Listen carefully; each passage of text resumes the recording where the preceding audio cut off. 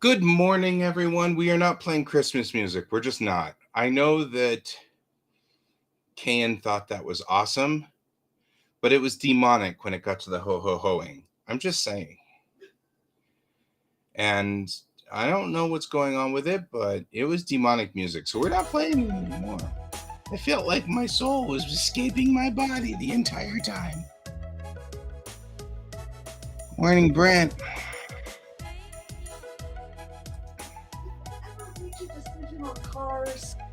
No.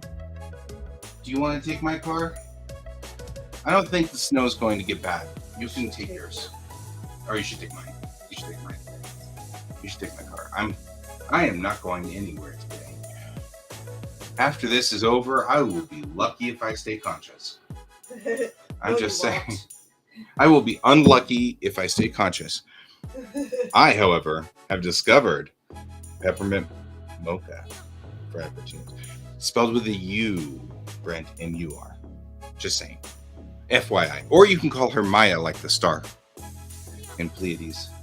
Most of us call her Maya like the star in the Pleiades, except for those of us that are family, close family, because weird. I don't know.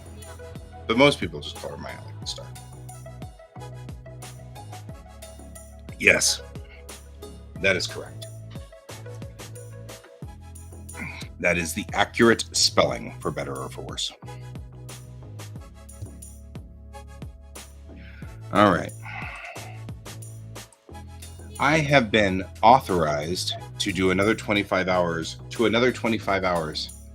on my animations with the company. However, the last time I did the animations, I didn't pay attention. That's totally fine. She doesn't care either way. But that's totally cool. But I didn't watch my hours and rolled over hours, and I think that annoyed my boss quite a bit. So I'm going to, at some point here, probably when I have more brain processing power, which may be tonight instead of this morning, because I think I'm not doing so well this morning, I will plan out my end run on this, because 25 hours is 12 shows. So that's 6 days of both shows if I were to put the pedal to the metal, which once you realize that it's 6 days of 2 shows, it's not as much time as you think it is. And so I want to put goals at the end of each show. I think I can do 1 animation per show. Means we can do 12 animations plus editing and all that stuff. But I mean, I can build the hard part is building the animation. That's the tough one.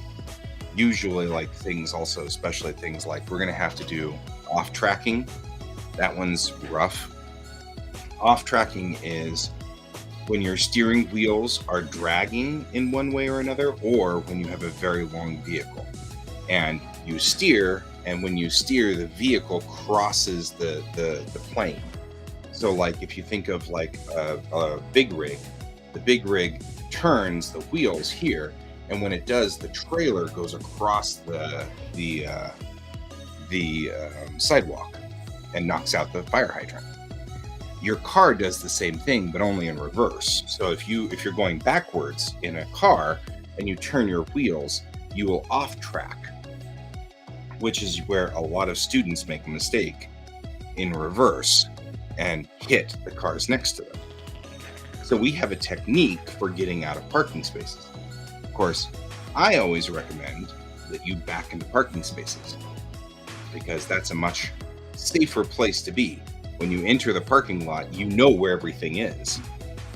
Once you get into your car when leaving a parking lot, by the time you click your seatbelt and turn on the car and adjust your mirrors and your radio and all the things you do, you've lost track of all the other vehicles. So it's better to be nose out in a parking space than nose in a parking space. You're going to have to back up one way or one of those ways. Now, my beloved wife has a theory of pulling through to the other side. Yep. But it only works sometimes because the spots have to be available. And since the lines are sometimes yellow in a parking lot, that's illegal. The traffic laws technically don't apply in parking lots. Ooh, we're splitting hairs. Look at us splitting hairs. Yep. Yeah, you should always back into a parking spot. I actually learned that ironically in Japan. My Japanese buddies would back into parking lot spots, and I was like, "Why are you doing this?" And they explained it, and I was like, "Oh, that actually makes a whole lot more sense than I thought it would." I was so ready for it to be, we just back in because every Japanese person backs in. Because there was a lot of things in Japan where it's like, we just always done it this way. That's why. And you're like, okay. Yeah.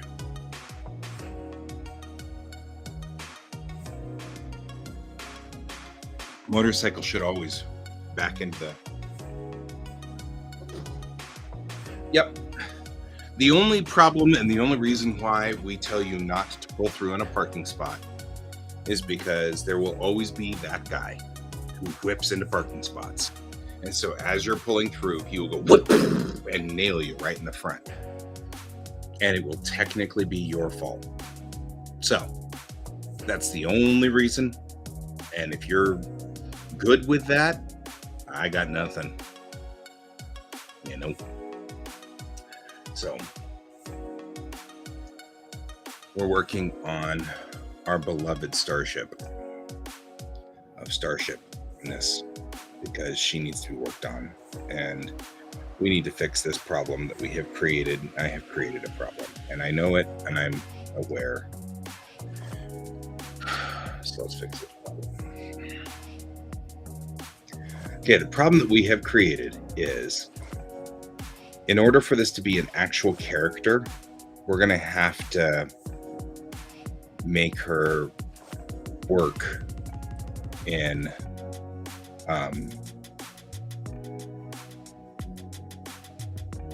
we're going to have to make it work in a way that is feasible.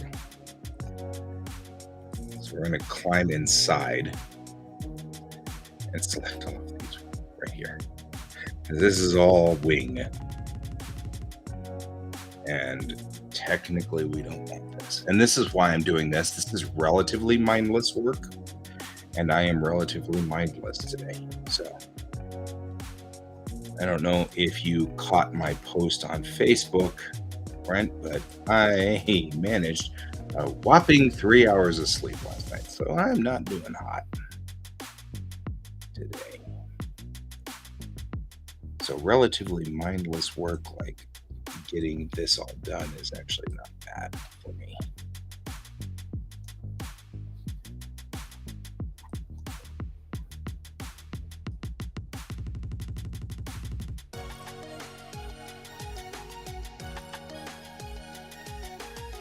And I'm trying to decide whether I care that these don't match.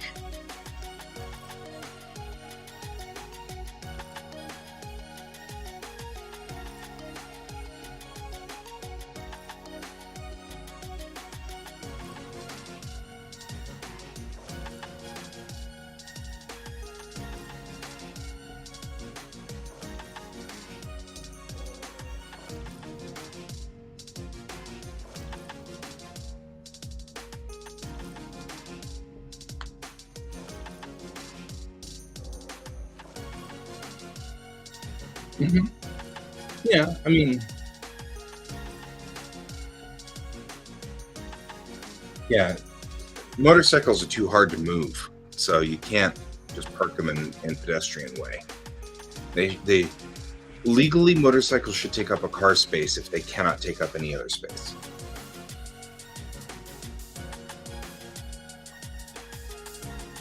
On all motor vehicle rules, motorcycles are effectively cars. So that's the way we look at it. What the heck is flying around inside here? Oh, I know what the heck's flying around inside here.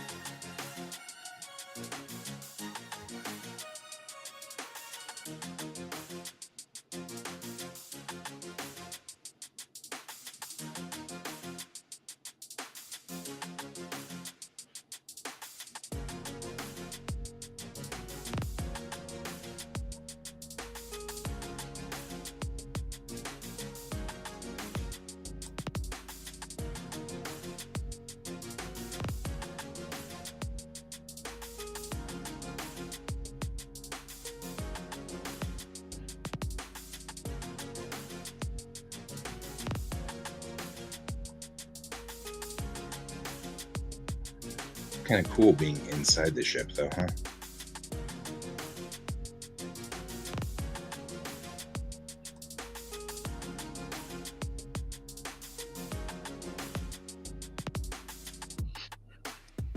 I'm going to do the same thing.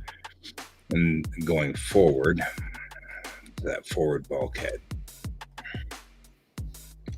I have this entire bulkhead up here, which really does not need to be rendered at all. So I'm going to pull it out and put it over here.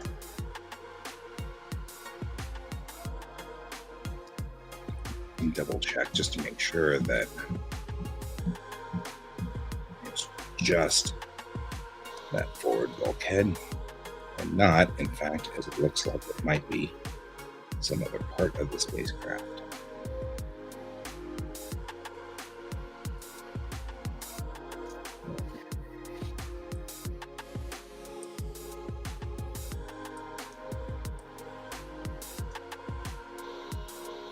Or any part that could possibly be black, and I really don't care, because a lot of this is just going to be black, and I won't care.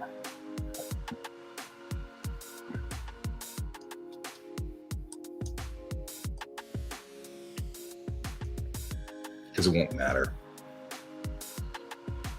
We'll need to do the other side too, which is back here in the nose, and that's this bulkhead.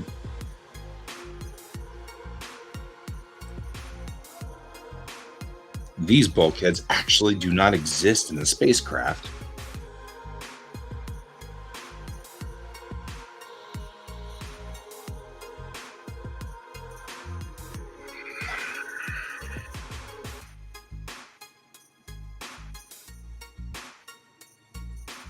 So if you're wondering what the thought process and hesitation is for me here, it's because I'm trying really hard to think this through.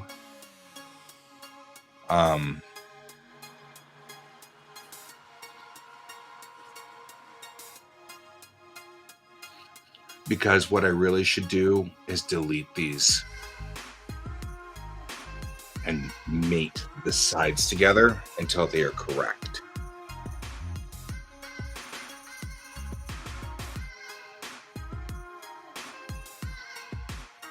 But that means a lot of rebuilding of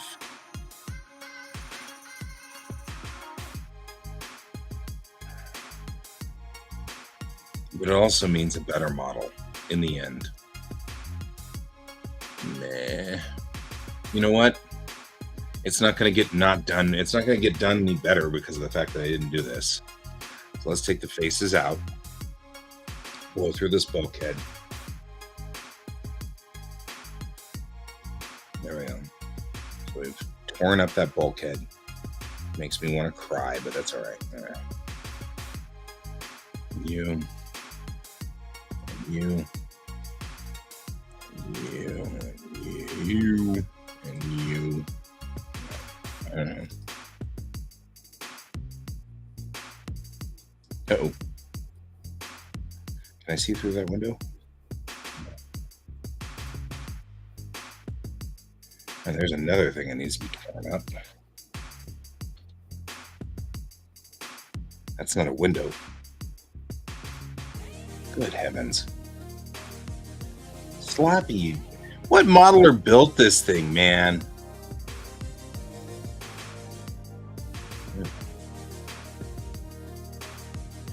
Yikes. I'm gonna patch up some weird crap along here. Holy cow. It's got stuff cross-linked all over the place. No wonder it's mad at me. Dang.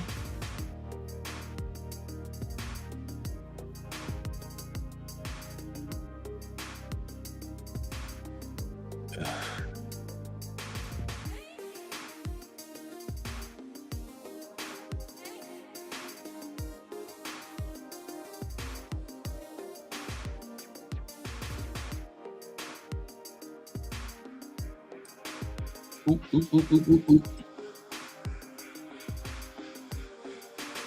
Faces, not edges.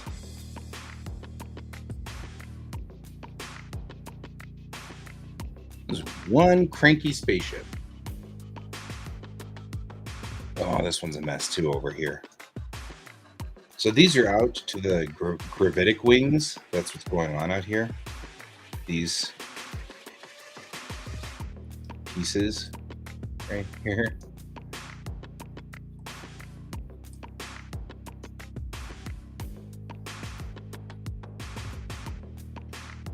You know what? We're going to fix all of this. Let's fix the stupid thing.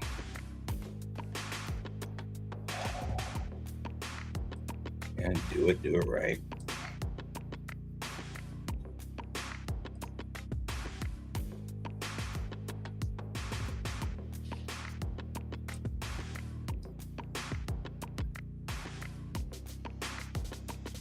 We've opened up the hole.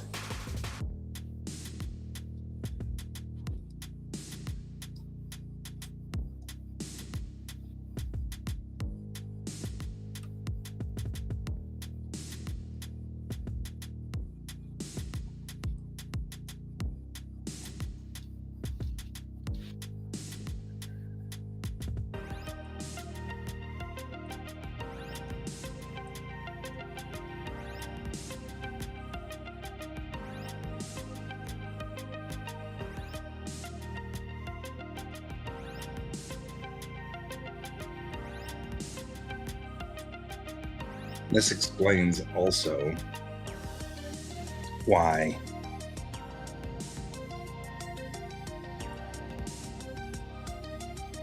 that wasn't coming out straight on the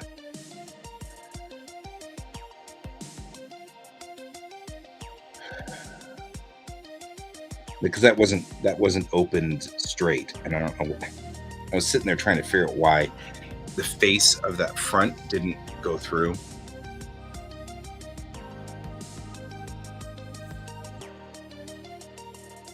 It's all good, my friend.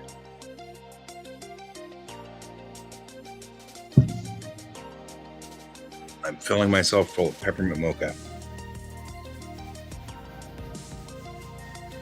No rag rats.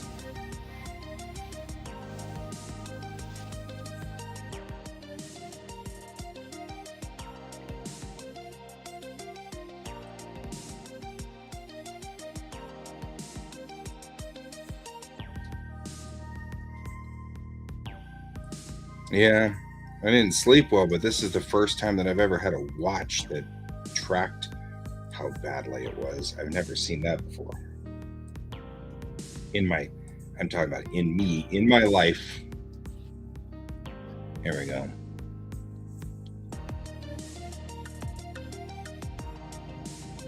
Now are we sealed? Yeah, looks like we're sealed on that side, and we're sealed inside. All right.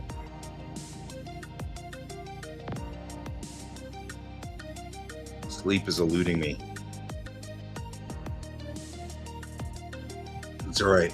When the show is over, I'm just gonna go back in there, turn on the good music, turn on Do Not Disturb, and go back to sleep. And be perfectly content that that's what's happening.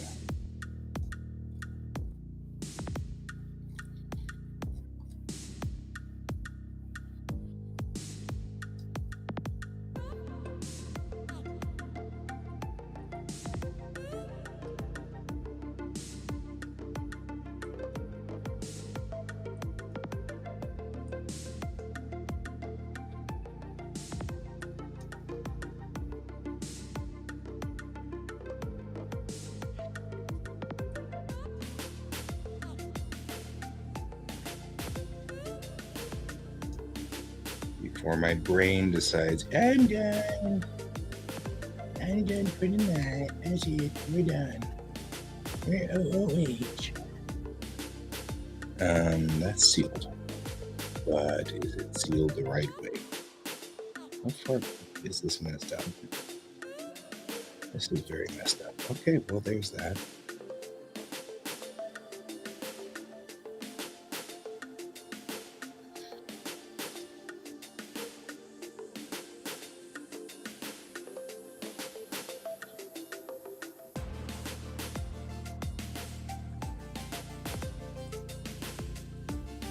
it. Open the whole way. That's nice.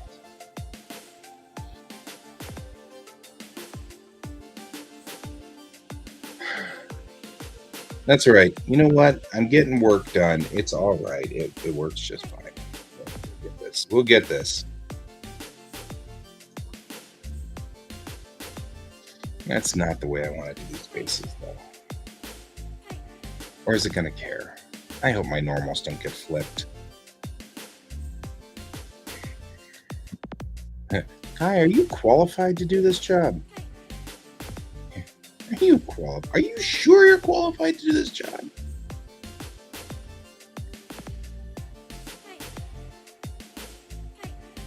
I'm not 100% sure you're qualified. Starship construction may be beyond you when you're on 3 hours of sleep. We'll have to see.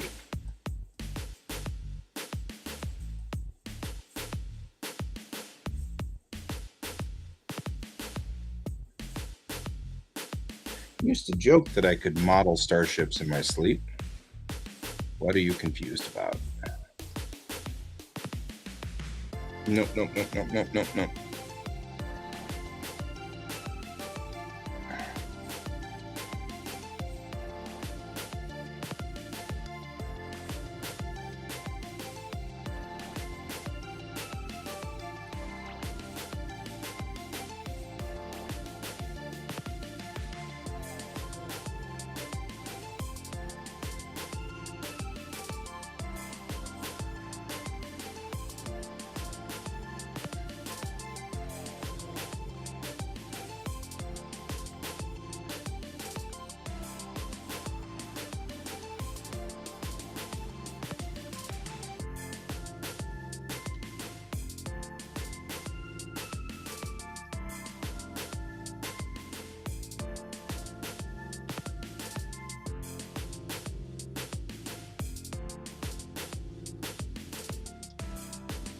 Okay, we patch that up.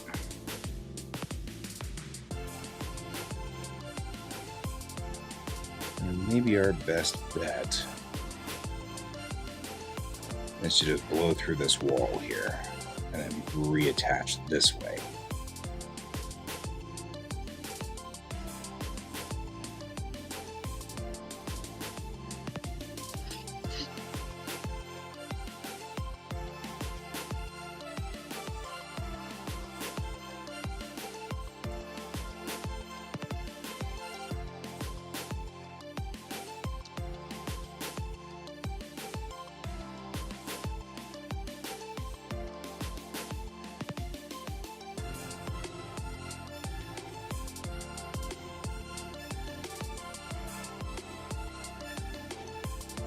Mm-hmm.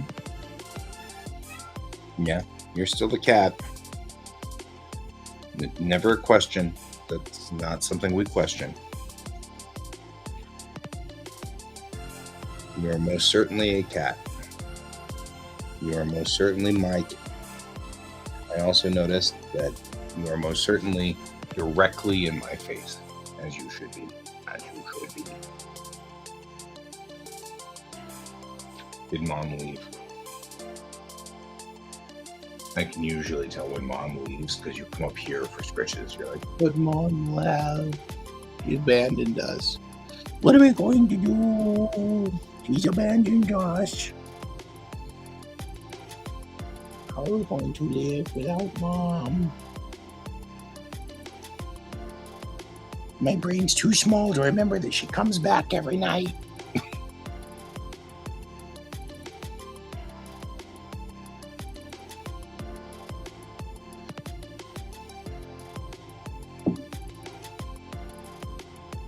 I do not have enough brainy thingies.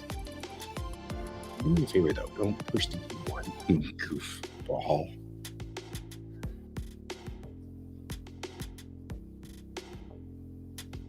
I don't want your butt. Not your butt.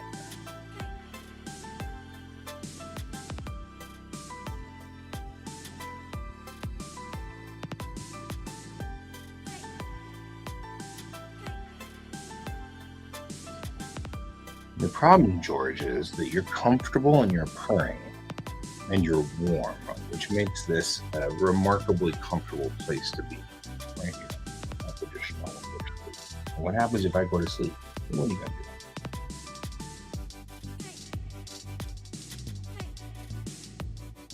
What happens if I go to sleep? You what? You what, you goofy cat? You goofy cat?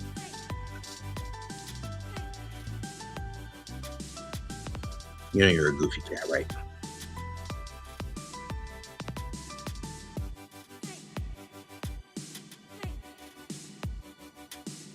You're my goofy cat, though. Okay, but how much George break do we get? Because, like, this is good, but I got work to do.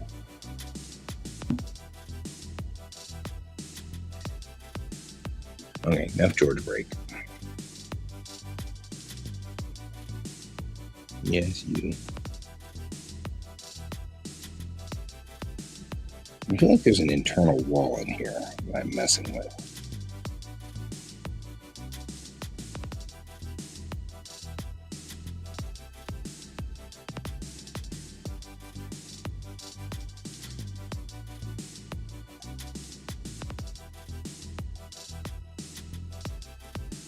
All right.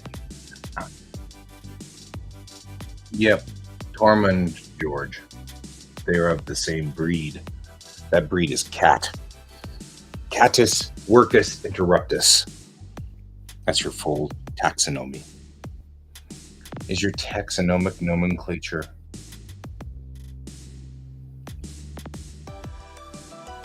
Felinus catus? Is your taxonomic nomenclature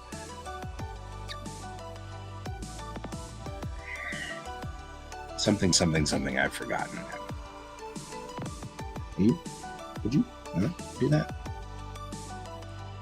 Okay, but I'm working still. Like, you are working. You are working on scratching me. Right? Nah, I like him visiting. He's my Felis catus.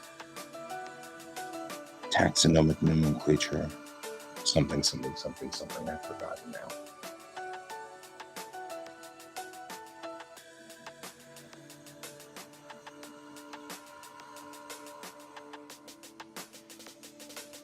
The only part of that episode that's good.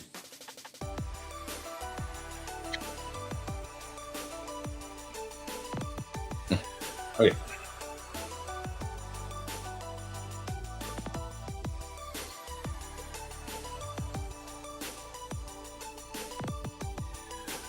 Oh, yeah, right. We have to do the nose licking. I'm sorry.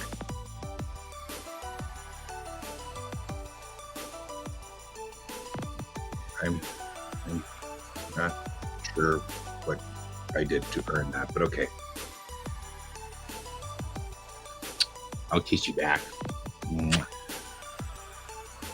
There. Okay. I am trying to work, which means I need these controls right here.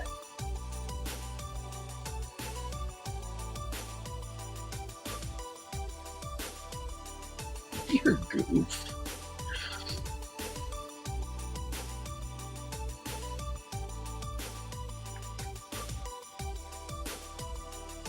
Is your taxonomic nomenclature endothermic in nature? Because it is. You're endothermic. You know that. Don't come on that. Come on, Mr. I have a lot of static electricity. I'm sure that Brent would happily tell us of the dangers of static electricity around very sensitive equipment.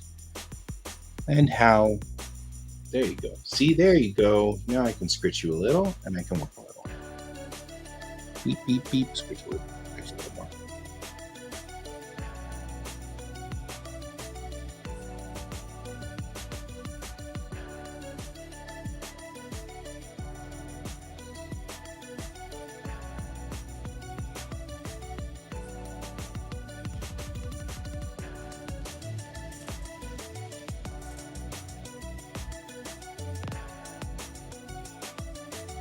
Oh, that's the door to the wheel well. So we do not want to actually delete that. That would be bad. That'd be bad, George. Is your taxonomic nomenclature endothermic in nature?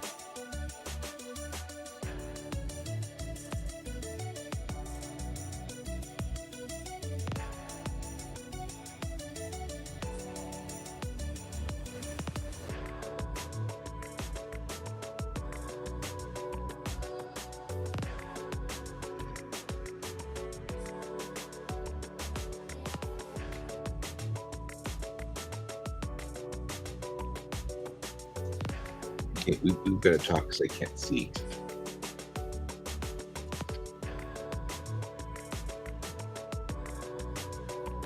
There are built-in safeguards.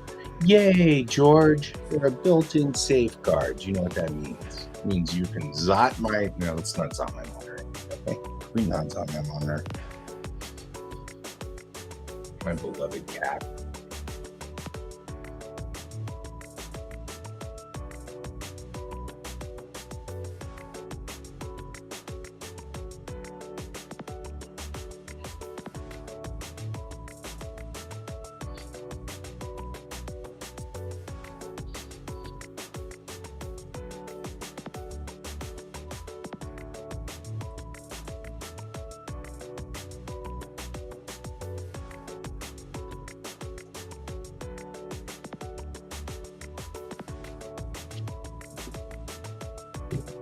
There we go.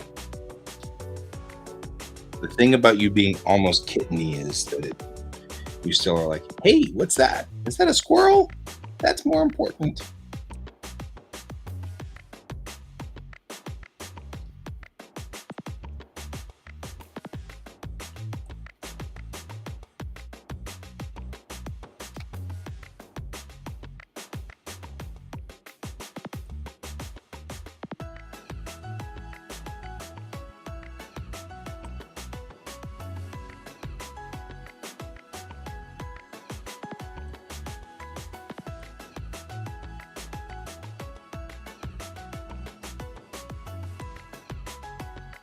No. So this is one of those storms where it did the thing. Like they had said yesterday, there isn't so much as a flake on the ground out there, but the airport's getting hit, and like Boulder is sort of getting hit, and it's like, and Loveland's getting trashed. You know.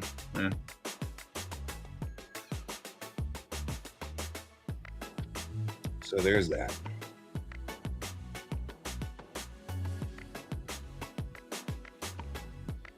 Not even really sure Loveland's getting hit, but I think it is.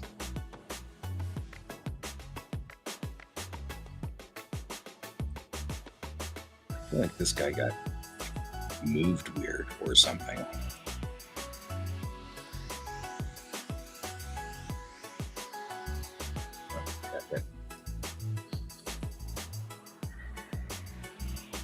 Just looking at the shape. I don't know. I guess that's the shape under here. Things under here are shaped weird. That's fine.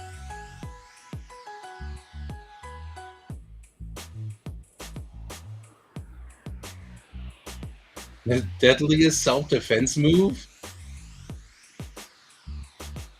That's cool.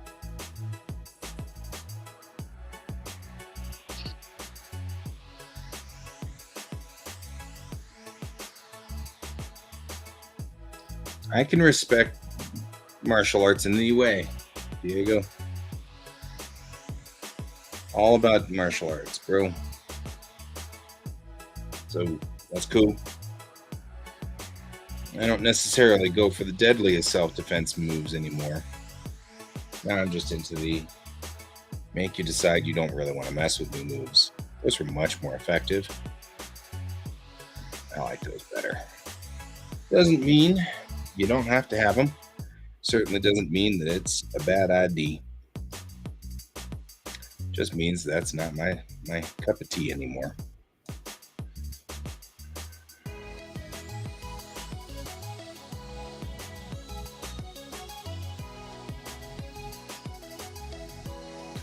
I was talking to somebody the other day about principles of martial arts.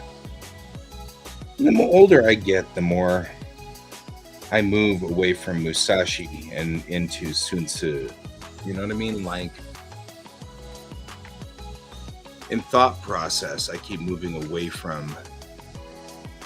As a younger man, I was much more Musashi as far as philosophy and thought process.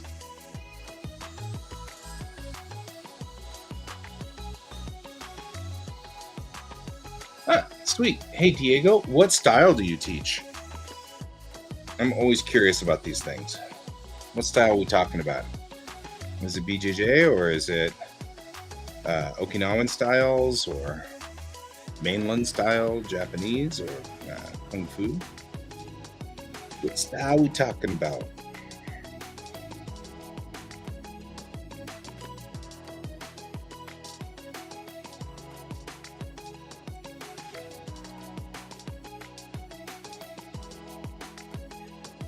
Either way, just so you're aware, I'm not abandoning my stream for it, though.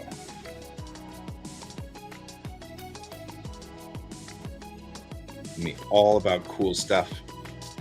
Today's probably not the best day. Not a lot of sleep for me. I'm barely making it through the work I got to do today. But my brother, I'll go take a look at it when I wake up this afternoon.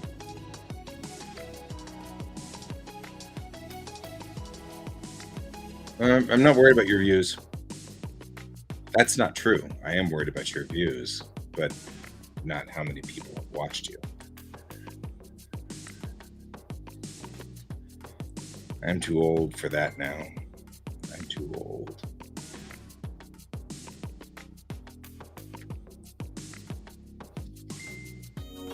Ping. I think so too.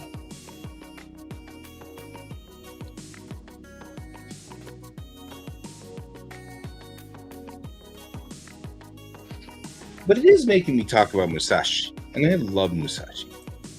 Like I said, I think as I grow older, I move away from Musashi more. But it doesn't mean I don't still fundamentally believe in a lot of the things that Musashi says in the Book of Five Rings.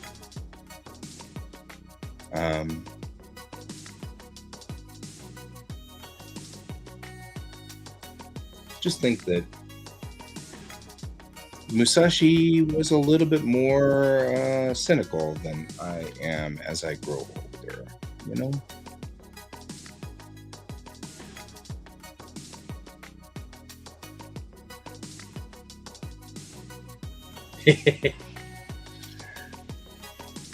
The good news is we're bot to bot here, looks like, which makes it funny.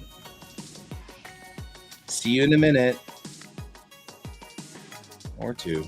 I'll still be here buttoning up Hull, which is apparently what I'm doing today. But I've needed to do this.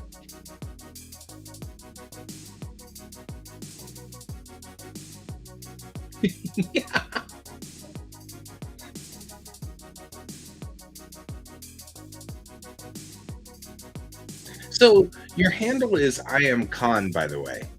Is that a Trek handle? Are you making a Trek reference? Are you a Trekkie? Because if you are, I understand.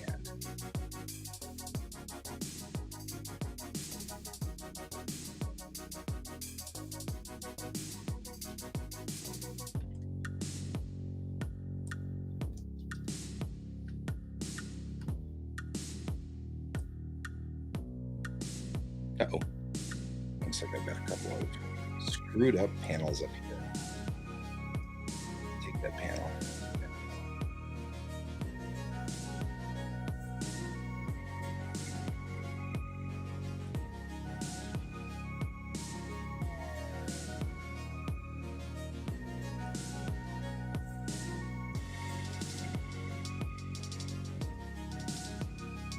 Your nickname is really Con, huh?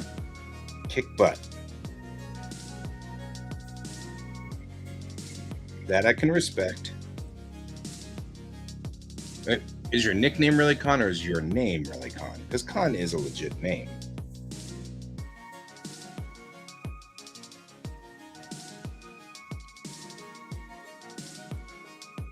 And I guess really if you're a Trekkie and you call yourself Con, that's probably not positive. If you actually are named Con, then it's a positive.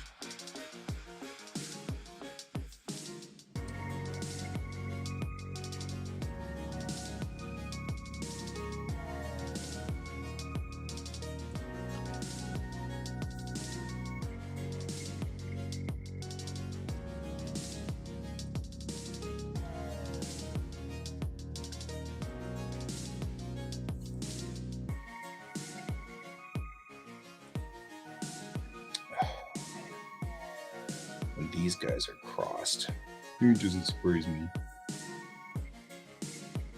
Always end up with faces that are crossed over.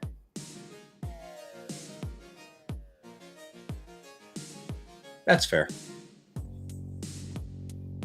Can I call you Con?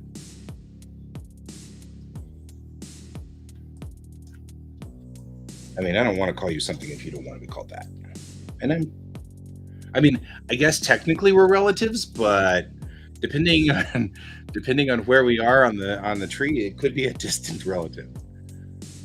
Could be pretty distant, depending on where we are.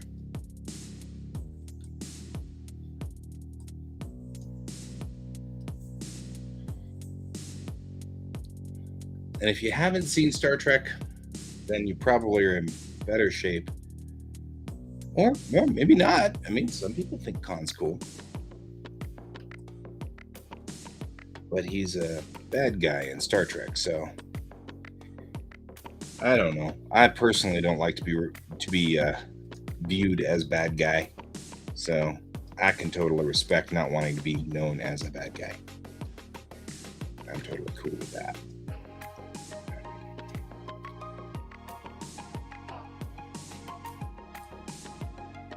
Oh, we're almost out here. Look at us on this other side, buttoning this part of the hull up. Oof.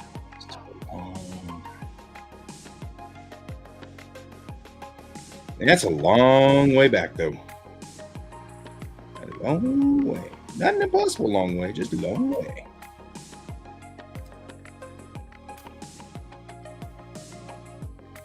All right.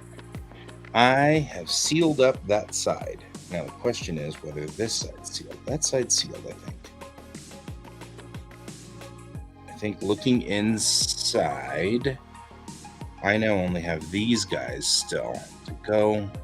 That's you. And you. And hopefully...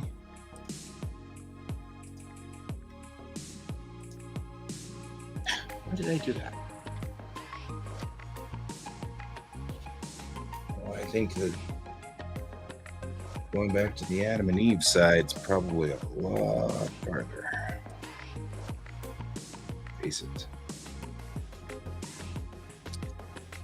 There's a group, a Japanese group called Globe. I liked them. I really dug them at the time. I was very into them in the 90s. And they did a song, or they had an album called Faces Places.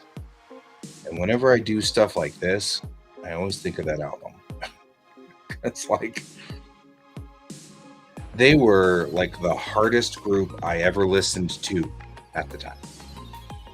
And it was like, and then I was like, oh man, this is so rough. The music's so raw, and it's awesome. And I, I'm such a rebel.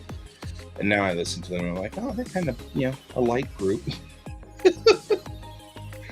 As you change over time, I think we're all relatives, man. We're all part of the human race. We do the best we can for one another. That's how it works. Doesn't matter where you're from, what you do. Well, as long as we're not trying to hurt each other, I guess. Don't hurt each other. Be good to people. Be good to people.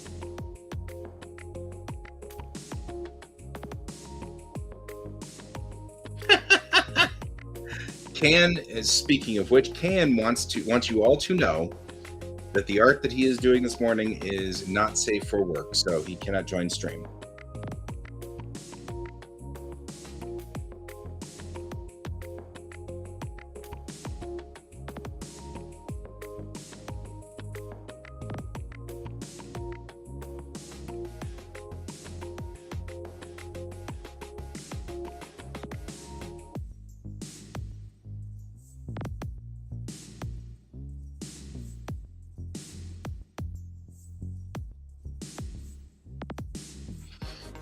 So, all right. I think there's an upper strut on that upper spar that I may, right up there on that upper spar that we may have to work on. Not sure.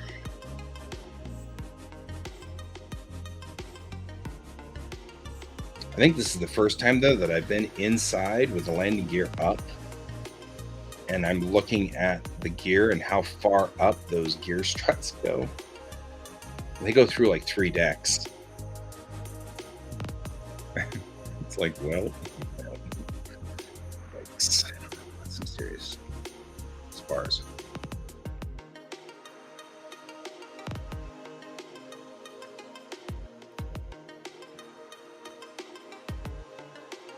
All righty.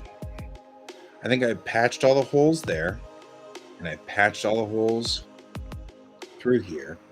And I've opened this up, and that will make this a whole lot easier. You know what else I'm going to have to do, though, guys? I'm going to have to put in the gravity fins.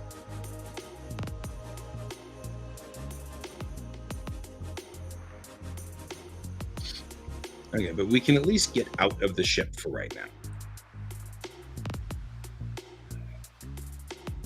But I am going to have to put the gravity fins on there. I think I'm... And then the next real question is, do I mate up these wings? They're not mated at this point in time. They don't connect. And before, that really hadn't been an issue prior, because I made them separate. But now I'm kind of looking at this going, I really should mate those wings up.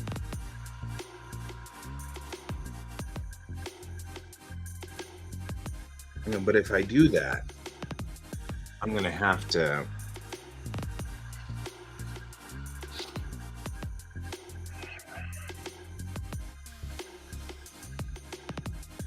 I guess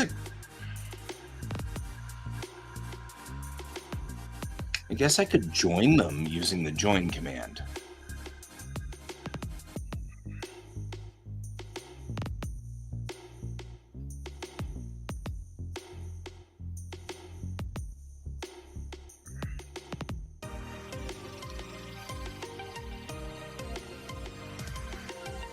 Maybe that's the thing.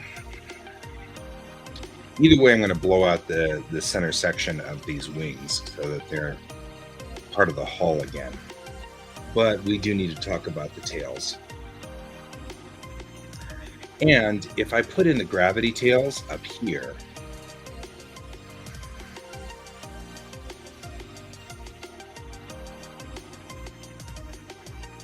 I'm going to have to redo this structure piece up here anyway.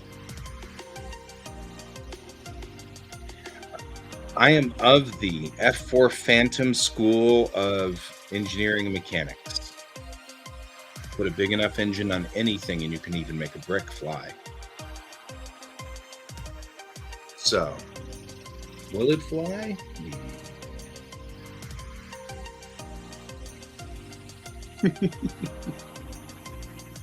Come from the F4 Phantom School of Hard Flight.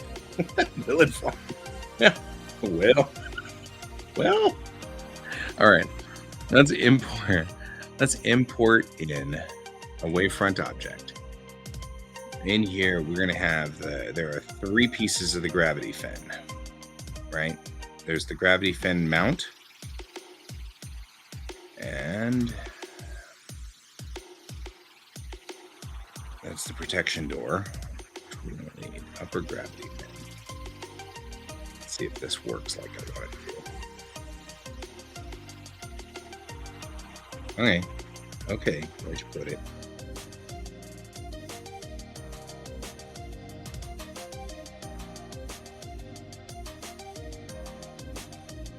Where did you put it? Good heavens, where'd it go? Upper gravity fin is where? I don't see it.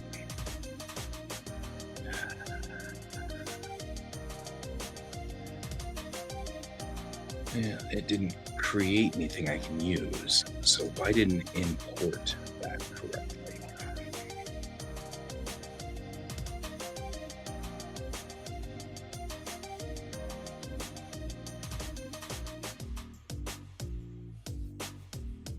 Yeah.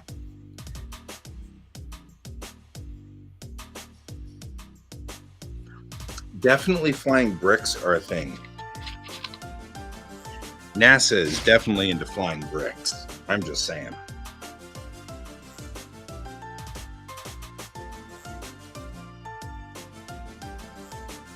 All right, who's...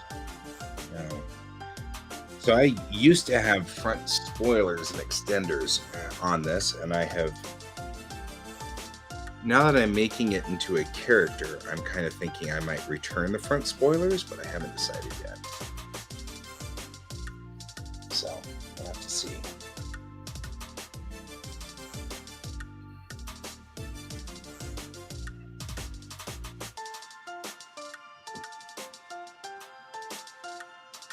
So while you were gone, Brent, I did finally complete the bulkhead up front. This forward bulkhead's now complete.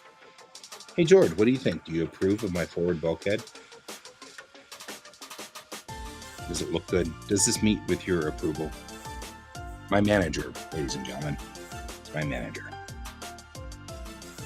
So that's sealed back up. I'm also noticing that it's a little bit crossways up here. So we're going to go like this. We're going to come in here because it crosses forward into this bulkhead just a little too much. So we'll go back into edit mode.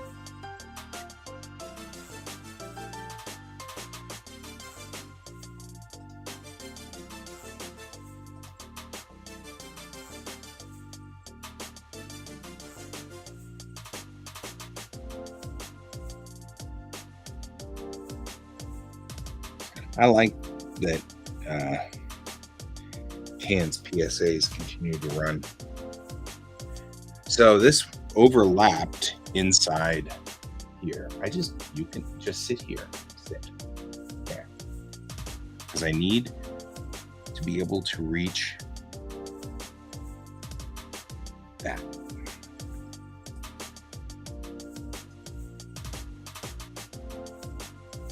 This is going to get a little tricky in here.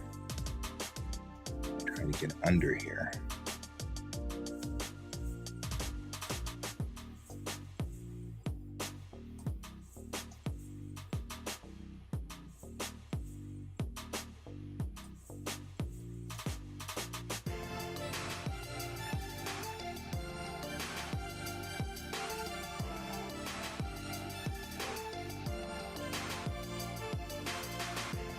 All right. There. When I was in there, I realized that it was a little cattywampus. And by cattywampus, I am referring to you. I'm just saying.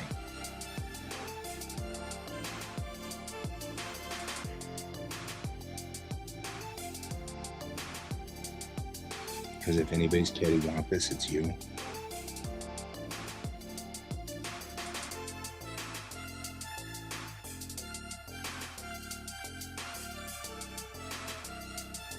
All right.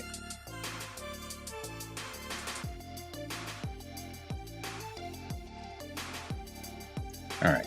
Good enough. There we go. So, Con, you never told me what martial art you were in.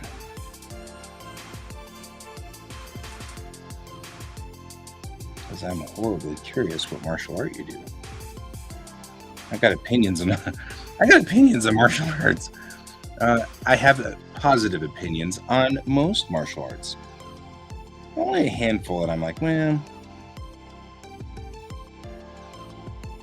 but for the most part, I got pretty positive opinions on most martial arts.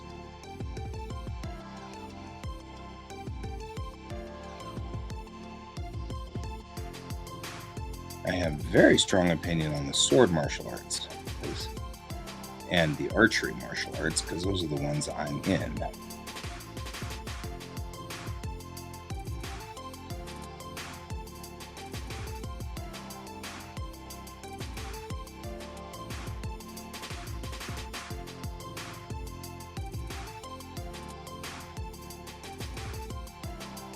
Woo, last one. There we go. Now I think that's pretty clean. I'm okay that this opening gap on the top here is not quite aligned as well as I'd like it to be. Like, I mean, I could probably bring that up like that and fix the aerodynamics just a little bit more. And I don't think that changes or alters the line of the spacecraft too much inside there. It does still feel like it's indented, doesn't it?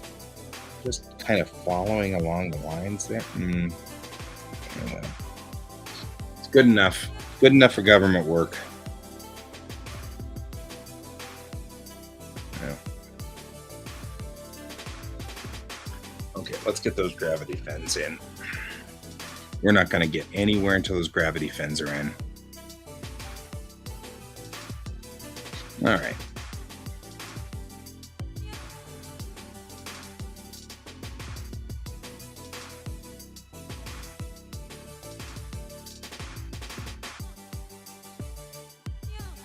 There's one lower gravity fin.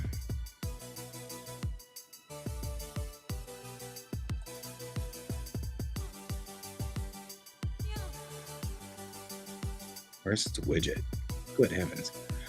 Like everybody's widget's somewhere else, like in New York or something. Oh, you people. Can't keep track of you people. Object mode. You. Alright.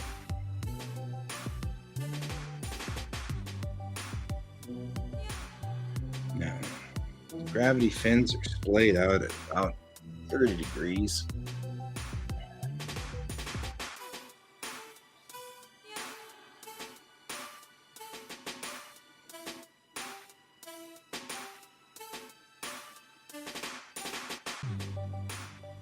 And the question now that I can actually ask is, does it block this last window back here? Which I couldn't really ask before, right? I think what I want to do is mount this fin so that all I have to tear up is this back part right here, right? All I've got to tear up is this last panel. And that needs to come up to meet here anyway. So I think I'm not that pushed on it, and it's okay. But we do want it to be 30 degrees off angle this way. Make sure it goes 30 degrees. You know what? Let's not do that. First, let's get it aligned properly.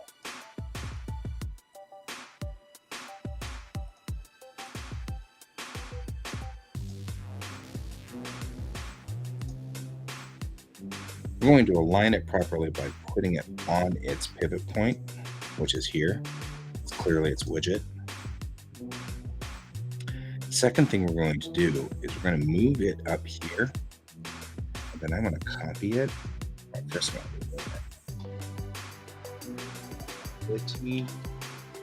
And lower. Okay.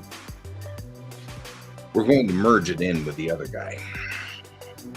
And by doing that, when we do, we're going to make sure that it's all attached properly. There are three pieces to the gravity fin, so the question is, should I bring the other two pieces in before I move them? I think the answer to that might be yes. But let's copy and paste it, and this is the other side's gravity fin. Now, I usually try to find an alignment in the spacecraft that you can align to so that we can do this well. And what I'm looking at here internally is the missile bay. The missile bay is right here. So we know that we don't want to mess with anything near that missile bay. So we're going to move it in so that it's as tight up against this back wall as possible. We'll move it forward until it is not quite taking up that spot. We'll do the same thing over here. Pull it back in so that it's close to that wall, and pull it forward until it's lined up. And we'll double check its alignment by doing this. Going to one side and going forward. The gravity fins on here are leaning forward up more, and they need to be pulled back just a little bit more. They don't bend. The gravity fins on the MPV fold down for storage so that they can be stored on a flight deck. The gravity fins here do not, but they do lie back a little. So we're going to rotate until the angle matches the angle of the spacecraft. Right there. And then we'll go to this guy, we'll do the same thing. Just tilt him back until they match. Like that.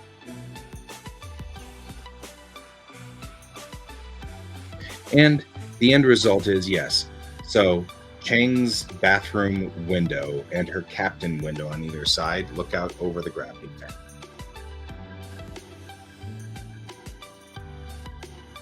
And that's what she gets. Her captain's prerogative is not as cool when you look at it that way. All right, we're going to roll it out.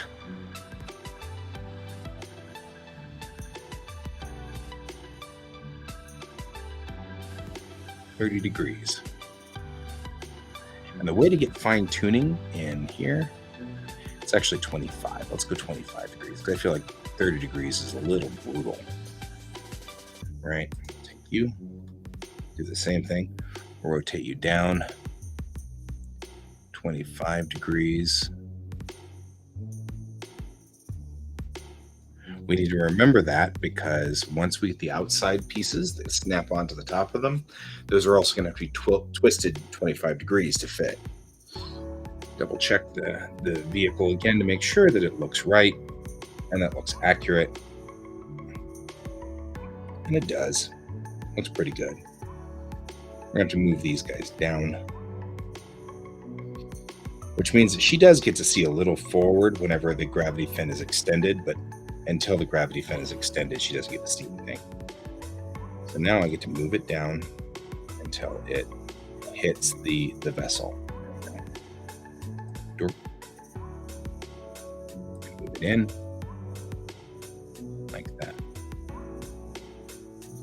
We'll do the same thing over here. But with this, we don't have to worry about it. We can just do this and match it like so. And then it should be correctly mounted in the hull of the vessel. And it's not. Why are they different? Because the wings are different. Why are the wings different? Why didn't I check this before? Deep breath. Because it really won't help to get mad now. All right. Next thing's next. We're going to take apart this section and make these two pieces together. And while this section of the wing is open, I'm going to take apart the inner section too and make the wing back in to the hull. So the first thing we're going to do is take you. We're going to go edit mode. Take you two and take off this back panel. Right? Take those faces off and take those faces off. Yep, you're still a cat. Hi. You're really into like being here today, aren't you? You're like, this is my show. I am the cat in this house. And you should know that because I'm the cat. I'm the cat. I'm also feeling insecure.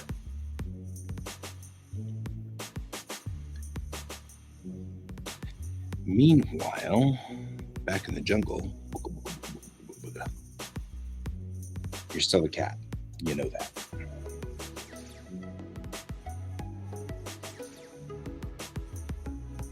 We're going to take this and open this up.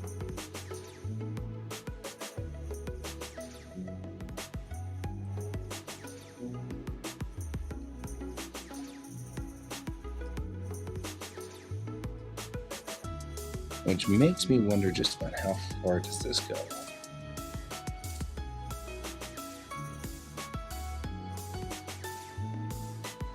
There we go, into the wing.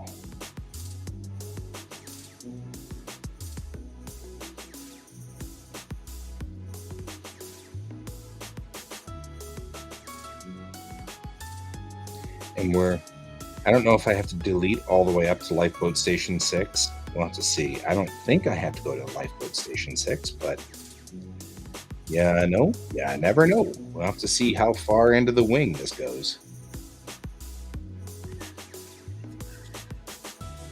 Because those are the torpedo tubes right up front up here. These forward torpedo tubes are right here and aligned that way.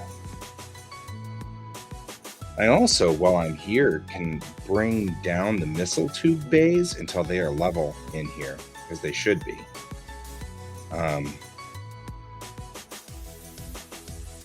Since I'm in here, since I'm up and close, look at that hole at the bottom there, on the bottom of the hull.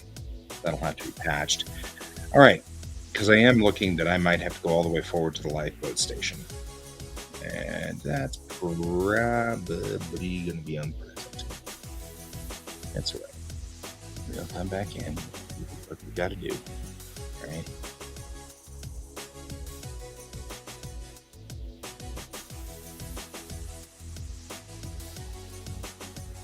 All right. And we'll head outside and take a look at it from here.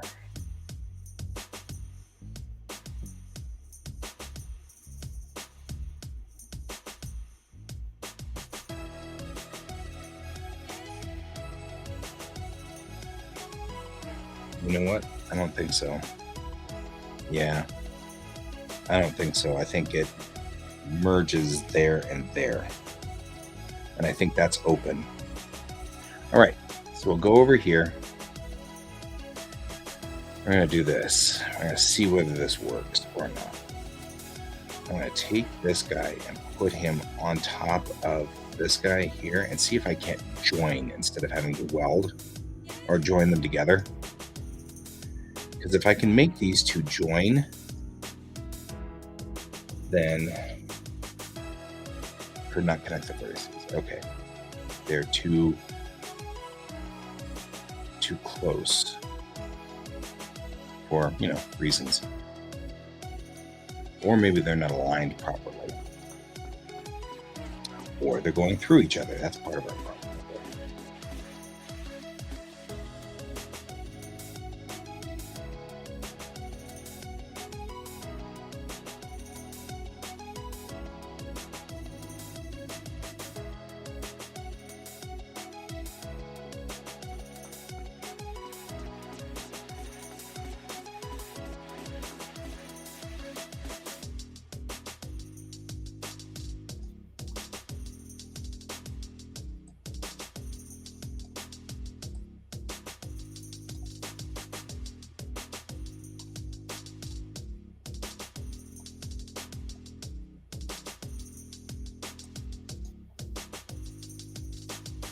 All right, I'm going to try to put these two as close to on top of one another as I can. And in doing so, we should be able to pull back the top, but we need to make sure that they're lined onto. It couldn't join the vertices because they were not close enough. Now, though, I think I can join them. Nope, could not join them. All right. Worst comes to worst, I'll merge them together the old-fashioned way. I just don't want to because it's kind of a mess.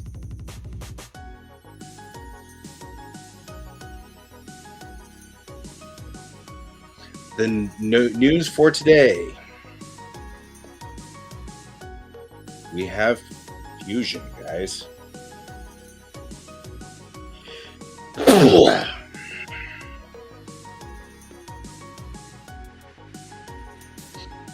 We've had fusion for a while. For those of you who are wondering what that news report is about, is we have energy net positive fusion, which is different.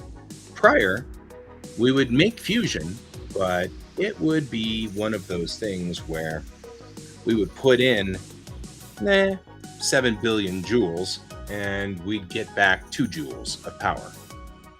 Now we can put in 7 billion joules and we get 8 billion joules out. Net positive power is what we've been looking for in fusion for a very long time. It takes a lot of energy to create a fusion reaction. And what you can do once you've created a fusion reaction is let the fusion reaction create more fusion. So it takes, say, 2 joules to fire up the lasers in the chamber. We throw a hydrogen pellet in, that then gets fused into helium. The released energy from that then fires off another hydrogen pellet, which then gets compressed into helium. The net power of that then gets another pellet to compress into helium. By doing that, we get net positive power. And that's what we've been looking for a long time. So what's the big deal with this news?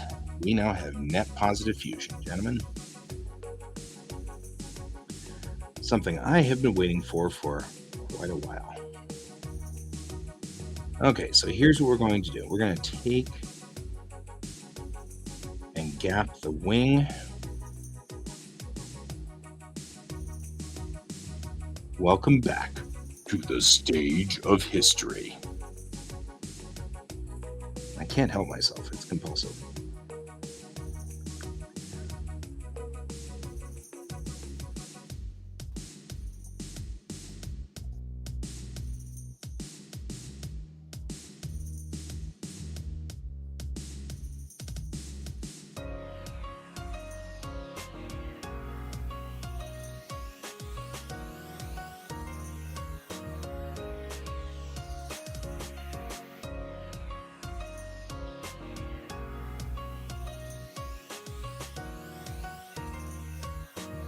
All right. So what we've done is we've torn open the skin through here. And what we're going to do is patch that back out. First thing we're going to do is level this out. And bring this down too.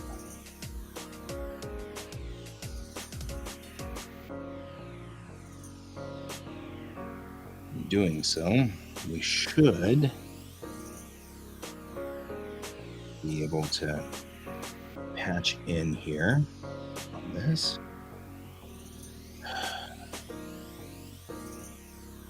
This is another one of those I regret my life choices moments because I really should have done this the first time around and didn't.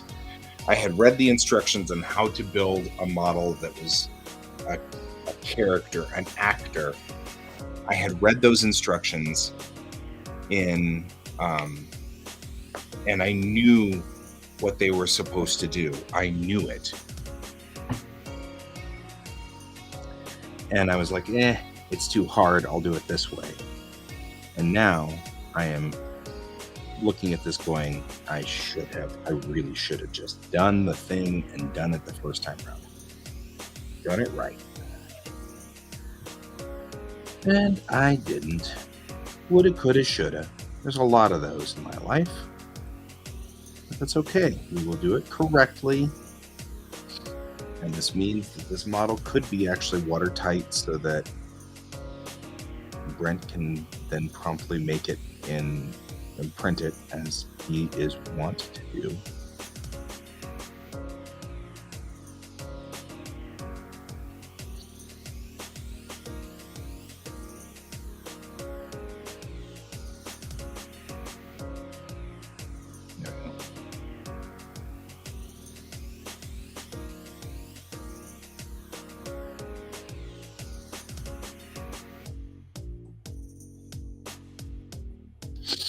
It's not to say that I don't want to print it. That's not a viable option. That's a viable option.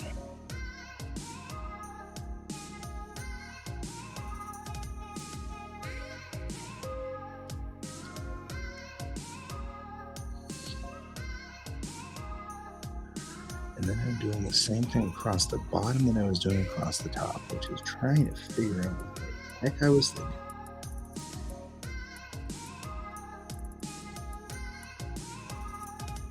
That's what I was thinking.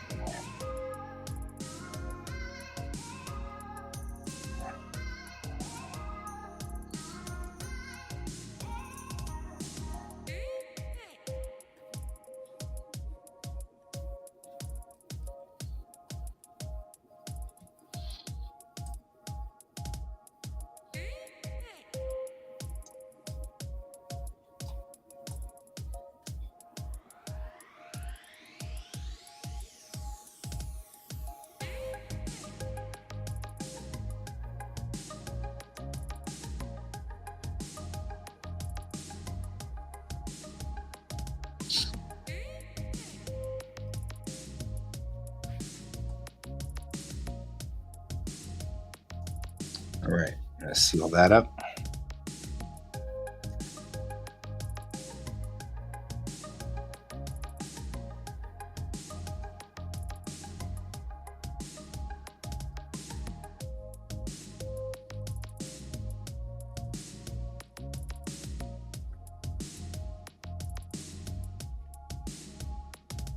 All right, going this way.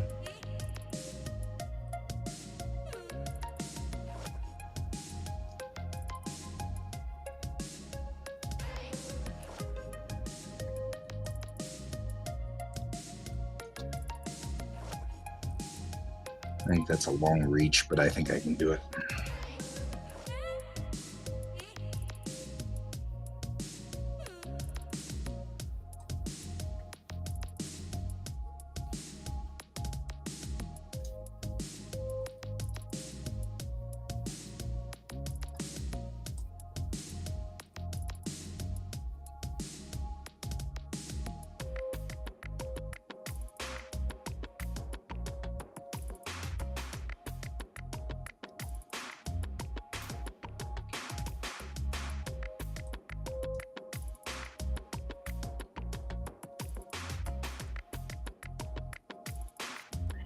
I like what it keeps doing over here on the UV mapping side.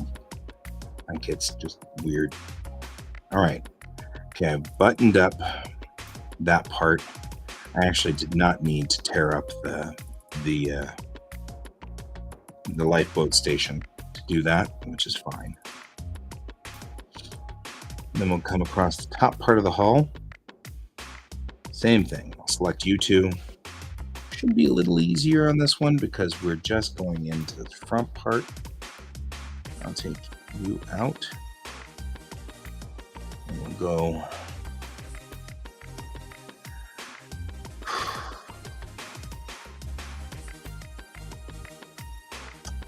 Yeah, I don't think we're ready for that yet. All right, let's go to object mode. We're going to switch to you. Go to edit mode. The big thing we want to do is get in here on the tails and merge them in. So that's going to take these panels off, right? First, take those panels and that panel and pretty much this panel too, because I don't need them, right? And that gives us now a quantifiable shape that we can see through here. that is entertainingly complicated and probably not good for our health and stuff. So that's all right. Here we go. The second thing we want to do is take these guys, all three of these guys, like so. We'll go to object mode. We'll do this. Then we'll say merge, which I think is G. But I'll look first.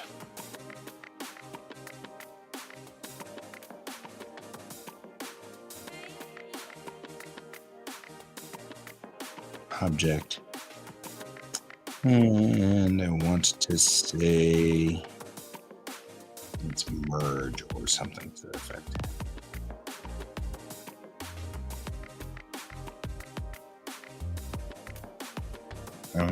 That's useful. Join. Join. All right, now that it's one unit, I can go in here and start assembling up this so that it's all one critter in the back part as well.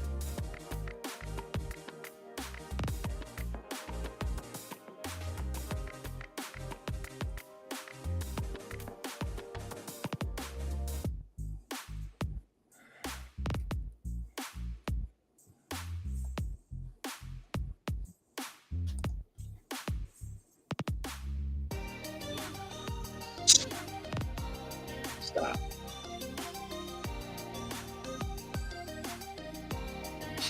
You got your resin printer. It's all on board and stiff.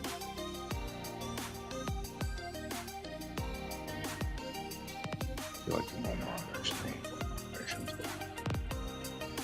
So, yeah, I'm just moving this forward enough that I can grab you and you and you and say face. Right, now I put in the face for that. Now I'll remove you and grab you and say face. It's a very little face, but that's okay, it works. You, face.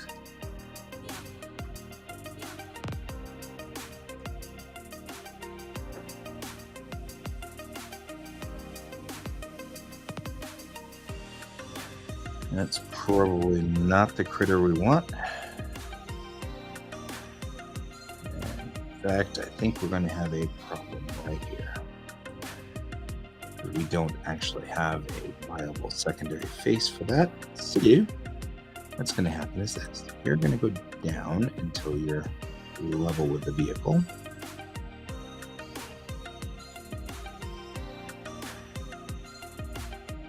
The vehicle hull, which is right here.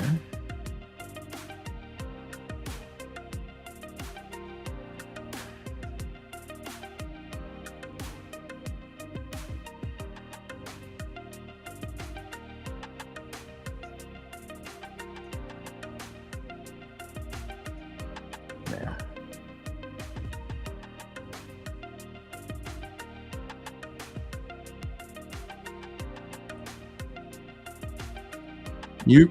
That's not the face we wanted either. This is not what we were after. Look at us doing the wrong thing.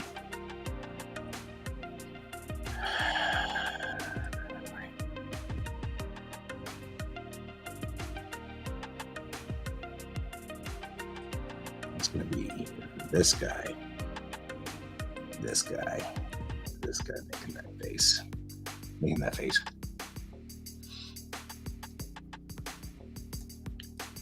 And then we go forward to the forward hull, and that is big open area.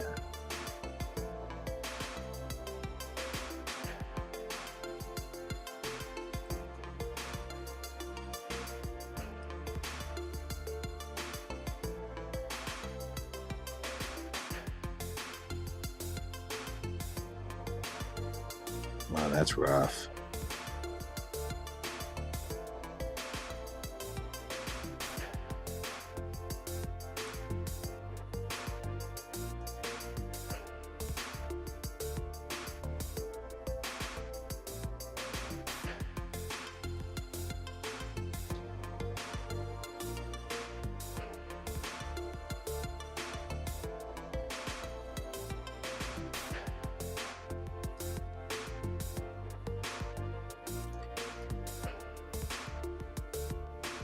We didn't even get to mapping on this guy today. It was really what I was hoping for, but as you can see over here on the UV screen, which you really can't see that well because I'm in the way of it, but over here on the UV screen, you can see when we select these faces, they're all over the place. It's like they don't even know where they're supposed to be anymore. So all these faces are confused. That face is extraordinarily confused because it got connected to the wrong part of the model. So,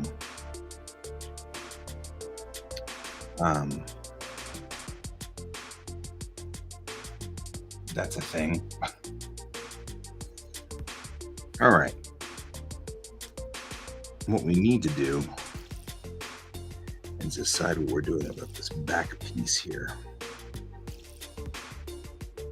So I think this back piece tells us how much of this gravity we can attach to this side and be able to pull it apart.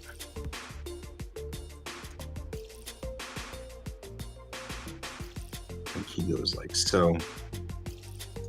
And he goes like so to absorb the gravity wing.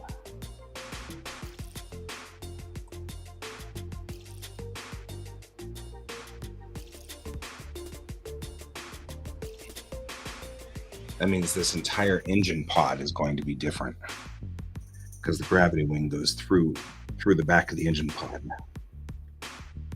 which is fine. Is a minor change that I don't think anybody will readily notice. And if they do, we can explain to them exactly what happened. We put a gravity wing in. The gravity wing needed to go in its spot. That's just the way it goes.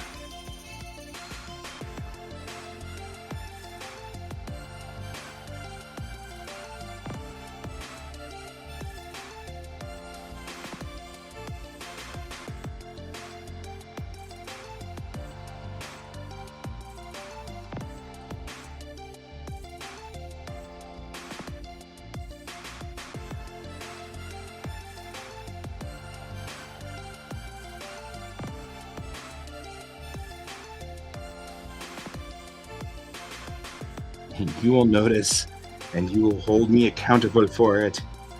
Every last mistake, I hold you accountable. You died. I hold you accountable.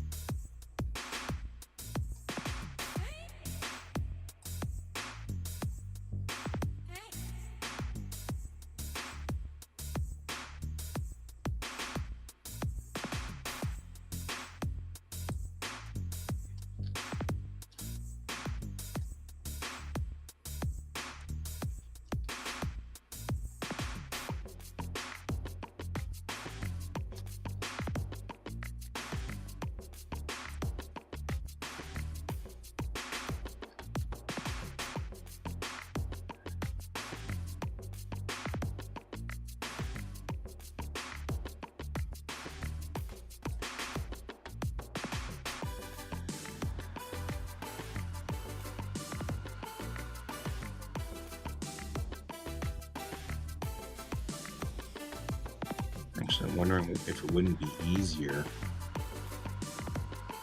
for me to delete and remirror. Because if I mirror again, then I don't have to work on the other side.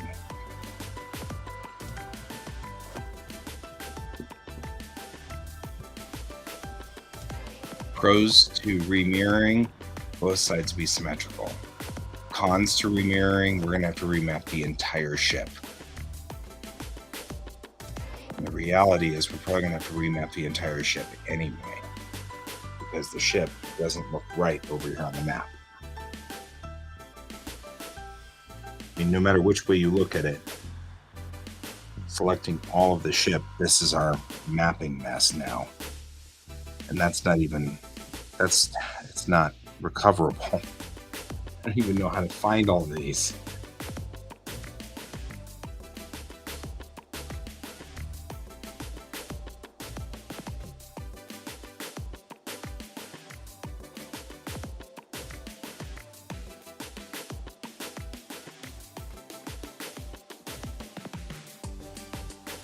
Woof. Jerry, I also think that storm's actually kind of like up in Brighton. Like here, we haven't so much as gotten a single snowflake. But like I saw Brighton schools were on start delay and stuff like that. So, you know, something's going on. Yeah, so our entire map of the ship is wrong. So that's why I'm leaning towards the idea.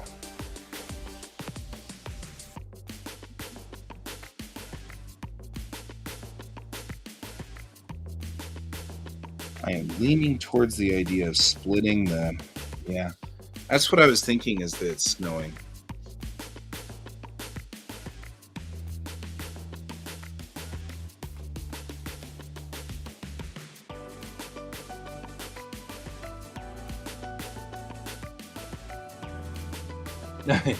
Or down here in Arvada.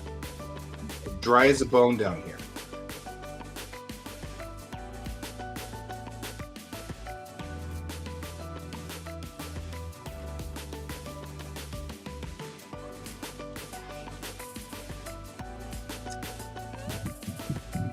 I am out of coffee.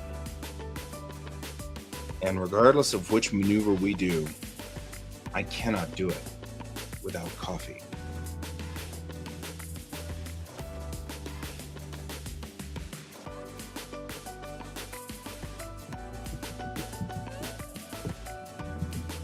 So I'm going to go get coffee, and I shall be right back.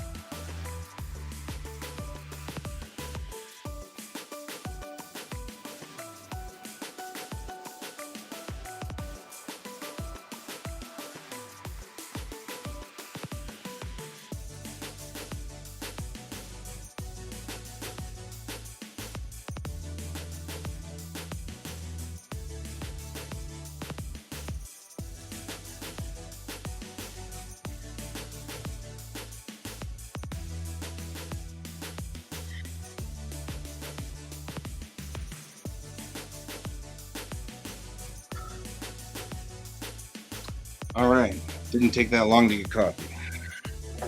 Let's take a look at what we got. All right, here's my thought. My first thought is I'm going to attempt to split the spacecraft and right.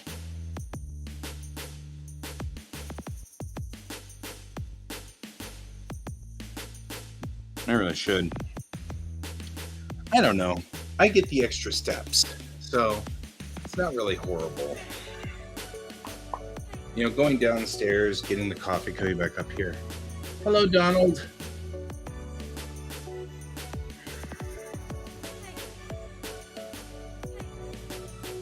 All right, here's what we're going to do. We're going to save it.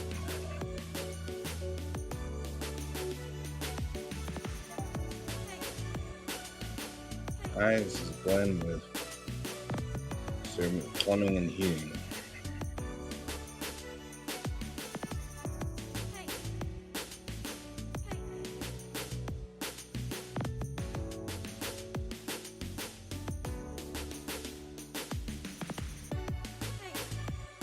It is time. So I've saved it. What we're going to do now is we're going to select just one half of the spacecraft, all the way through to the midline. And I make sure I've captured every one of the things up to the midline.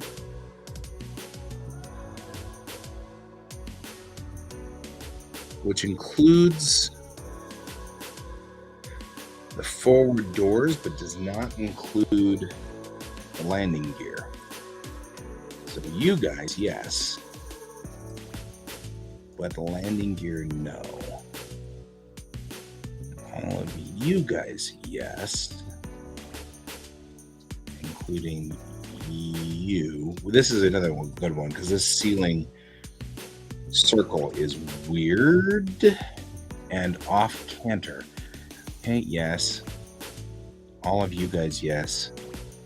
And then down here on the forward bay, you guys, no, because that's the landing gear door.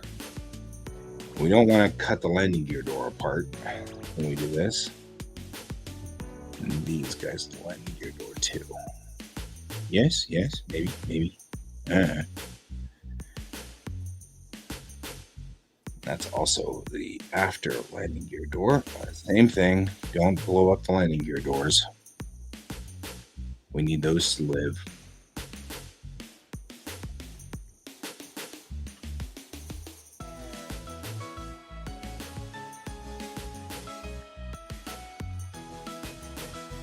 All right.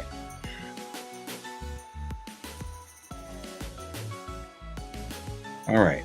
So we will test this theory. We'll move after real quick. Make sure that everything after is also sealed up real nice. Yeah, by getting coffee, I get to stretch. That's always a plus, right? Make sure we get half of that after section. All right. All right. Now let's test this theory. Delete. And we're going to say vertices, and that kills one half of the vehicle. Double checking to make sure that the half of the vehicle it's gone is not including the forward doors. Nope, they look intact. It would suck to have to reassemble those forward landing doors. Who wants to do that? Not me. Looks like we did blow through. Man, nope, just the landing bay. Or just the door bay. That's not a problem. I can then do this. Say you. Delete. Vertices. So that means there's a patch there? Is that what's going on? What is that connected to? And why?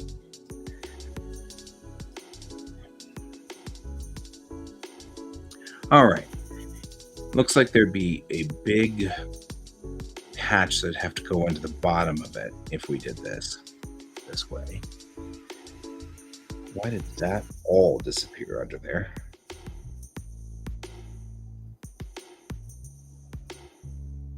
A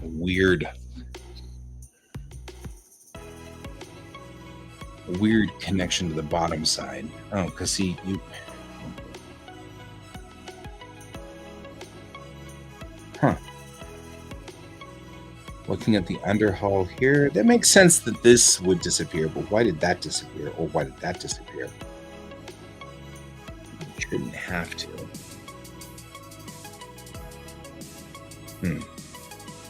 I mean, I'm not opposed to repatching things if I have to. It seemed like an awful lot of the spacecraft vanished on that side. Okay, well, I kind of... Okay, we didn't test the thing, so let's test it. By testing it, I want to take you and then say modifier mirror. That's a weird axis to mirror on. Why would you do that?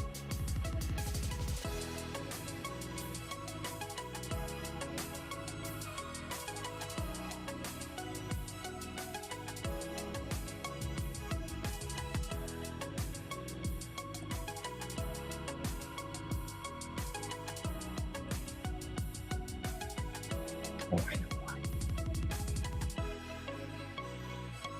Well, not do this.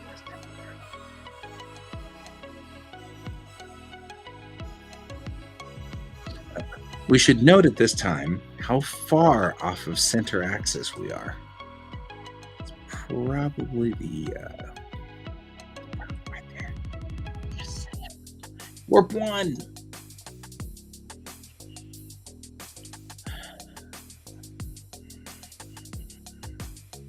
When you do a mirror command in Blender, it's very important that you line up as close to there as possible.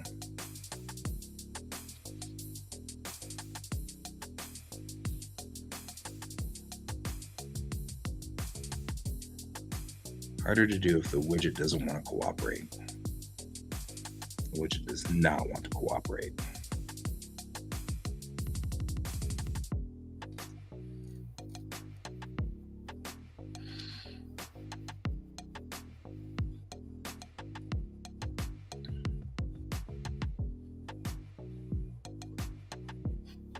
Captain gets caught napping because it's the kitty wake. You can't get caught napping if you're not napping.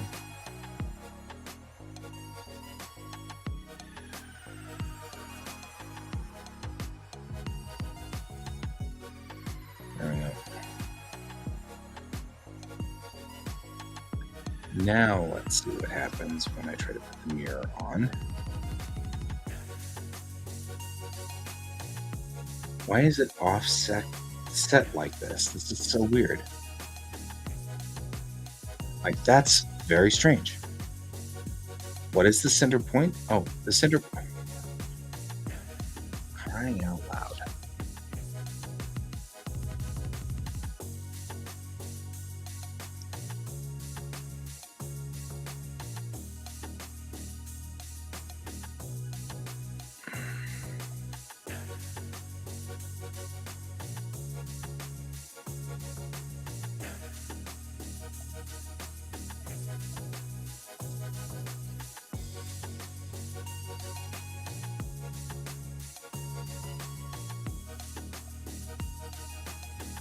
Sometimes I just feel dumb.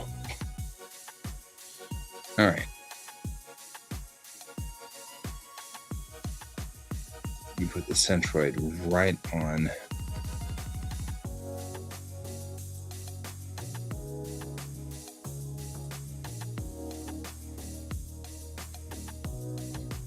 And now I should be able to mirror it.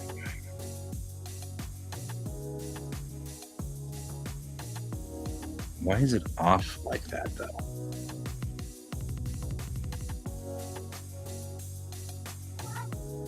Why is it off like that, George?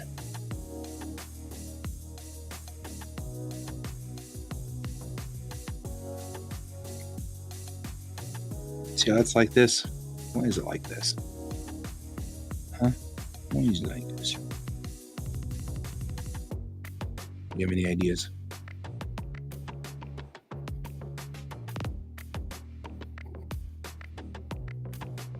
I mean, technically, neither do I. But that's okay. Oh, nothing worse than a sore throat and a stuffy nose. Well, I guess a sore nose and a stuffy throat probably not better.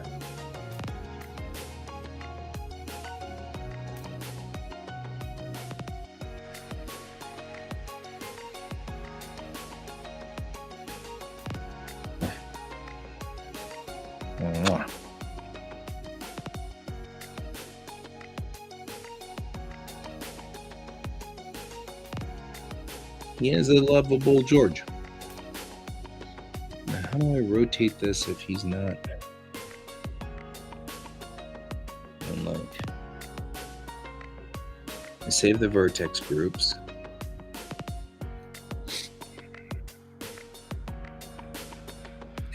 How's that helping you?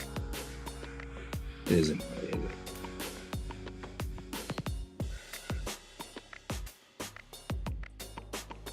Yeah, see, that didn't help me in either.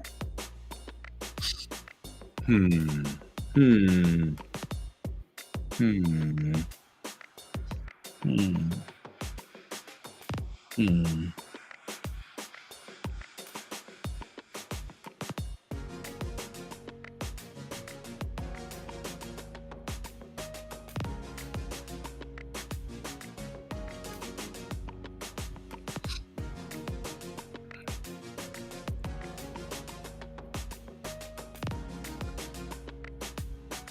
All right.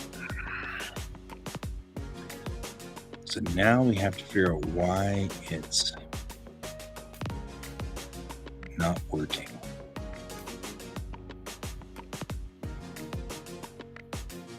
Because if I can't perform this mirror function, then we're going back to where we were.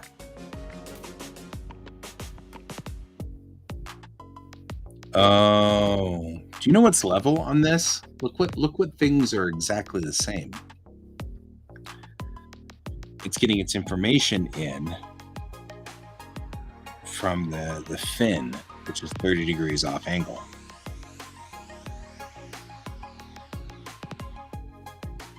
That's interesting. So it took its information from the fin, the gravity fin, which is 30 degrees off angle.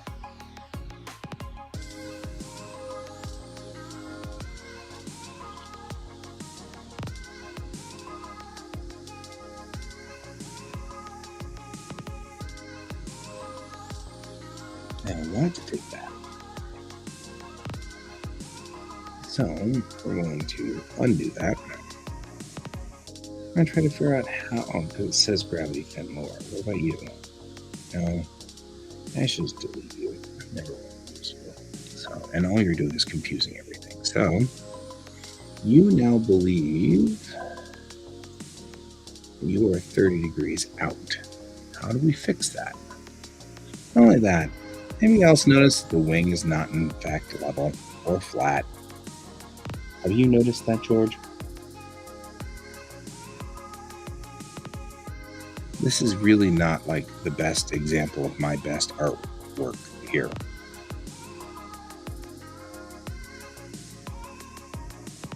All right, he thinks the real bird. Actually, he's just after the mouse. See? All right.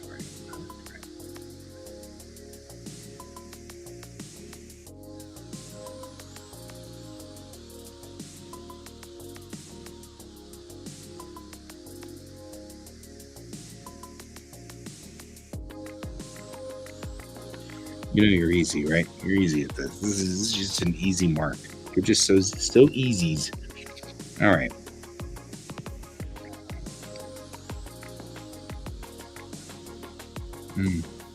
Also looks like the body is off center as well. There we go. Oh, that leveled the wings. Well, isn't that smart? Isn't that amazing?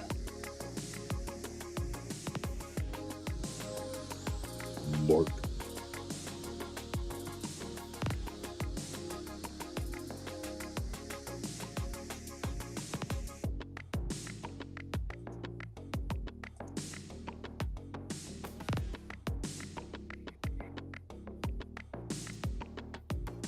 Maybe that's it. I'm aligning the transformation. Nope, that still didn't work.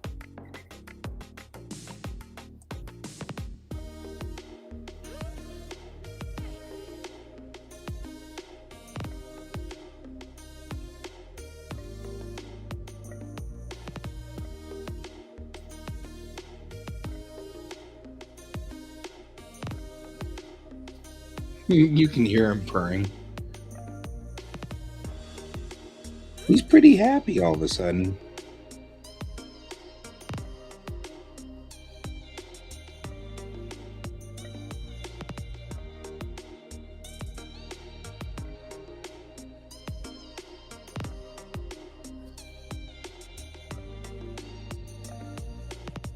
Well, guys, this is thwarting me. I'm feeling thwarted. Not ecstatic about this one. It is aligned. It has aligned itself to the fin in the back is not where I want it to align.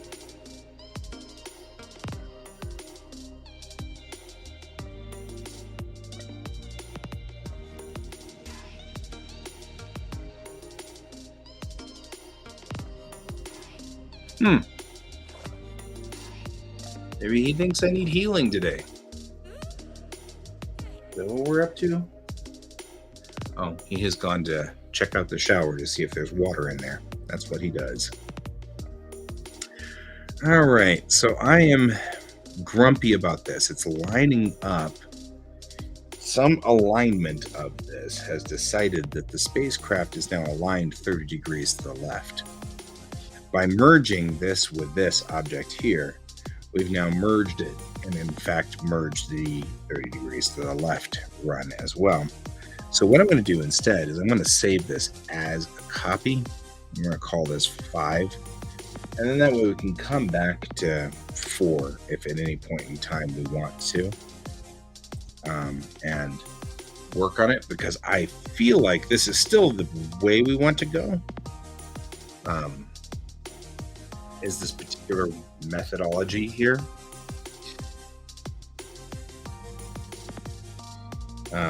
By doing it in 1/2 and then doing the left half and then mirroring it to the right. That way I don't have to go through and rebuild all this crap, which would make me mad.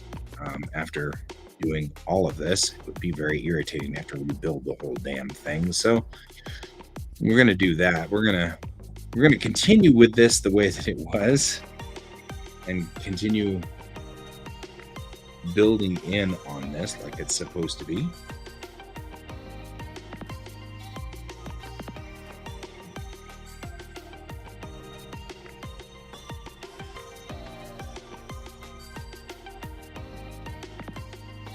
Because that's a mess.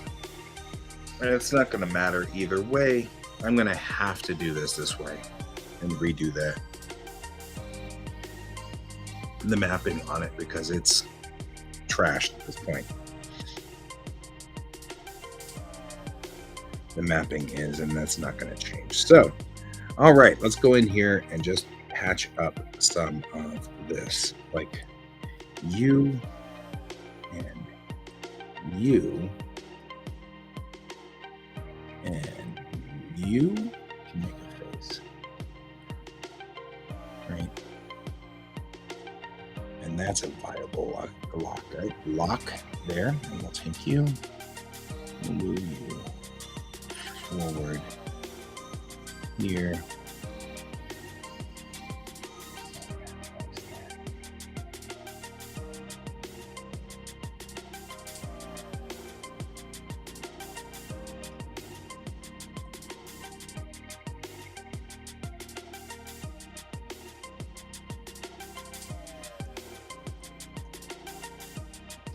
And I'll put this wall up.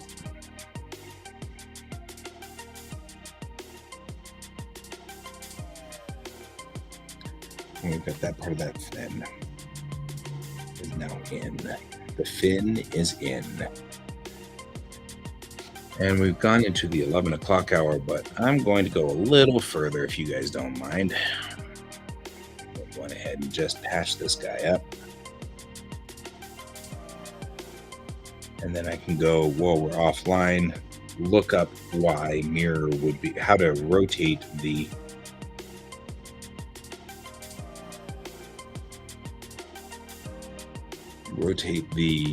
function of, thanks man, I appreciate the support. We'll put in that pod right there. I'm going to drop that.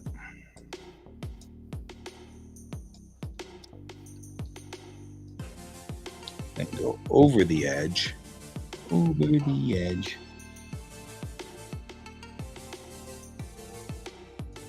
And not knowing where that's going to end up, I do know this is locked in. So we'll do that. And then not knowing where that's going to end up, I do know this one's going to end up like that. Not sure how I'm going to do this part coming down and through here. But that's okay. I'm pretty sure I want to do that.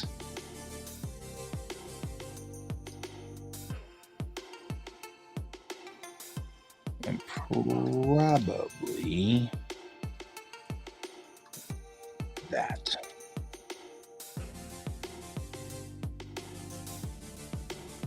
It's harder to get a good look at what's going on under here. But I think this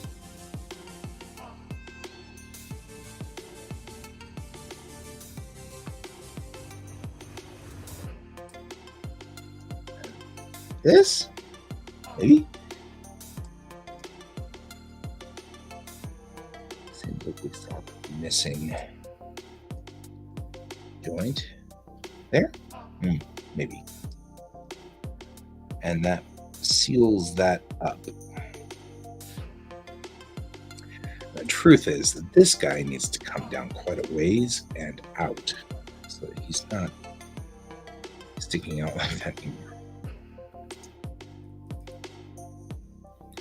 Part of this is that the wing back here divots down, not like it's supposed to, right? Like I want it more like so, which makes it a little easier a little less pressure on the hull right through there, and less pinched coming across this section up front. That means though that we've got like a different function in the back. It also means that this part of the wing is super high centered. It does not need to be.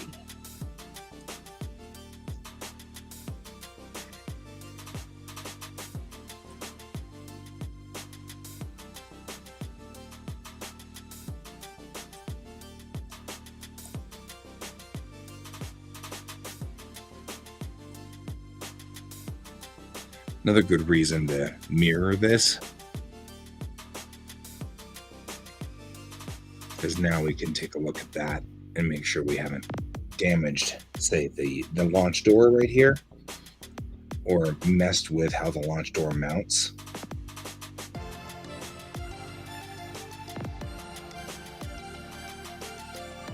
All right, now we'll move back into this pinched area. Make sure it's unpinched. All right, so let's look at the way the tails are coming up. That's fine.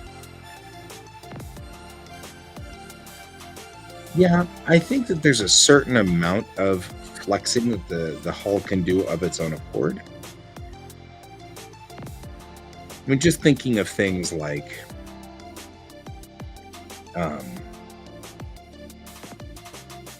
airliners and certain, spacecraft and stuff like that.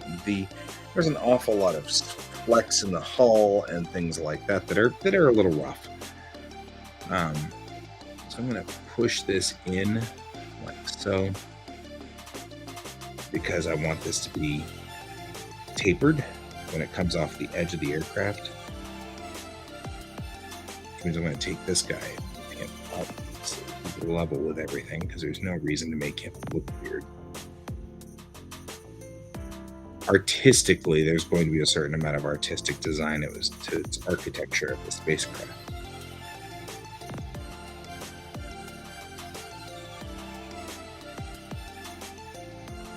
It does kind of look cool, though.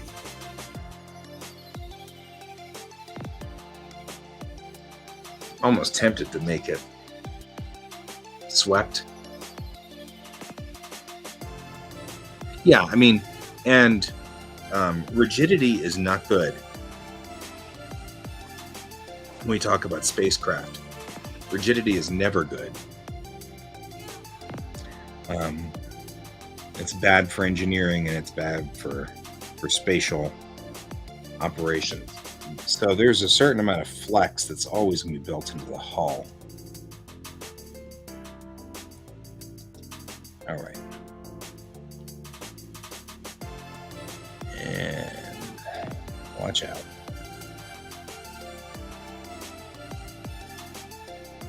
The question really is, how far does this go?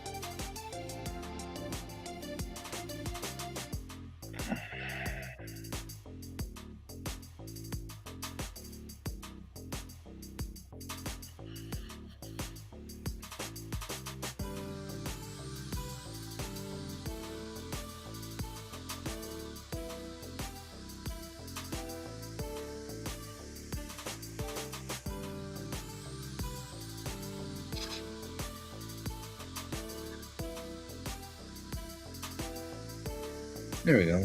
Kind of looks cool, giving it a little bit of a... Yes, I'm still into fins. It's just a way of the world. You guys just have to accept it. Yep. I like fins. Fins are cool. Why'd you select that? Because you messed up. Just these two places. There we go.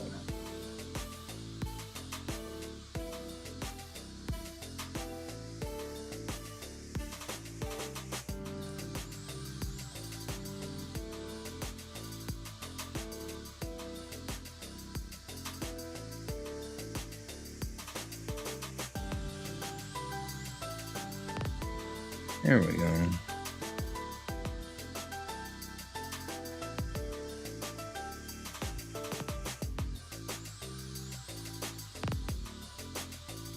All right. There we go.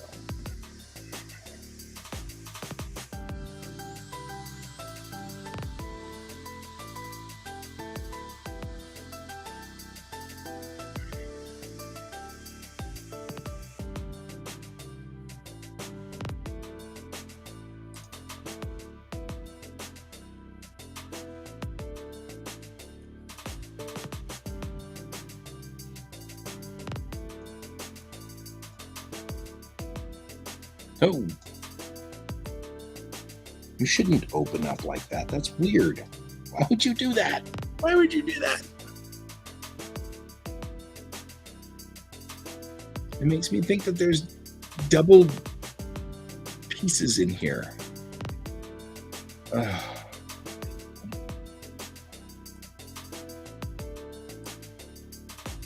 Make my life extra hard. I don't want my life to be extra hard. Kill the bird. All right.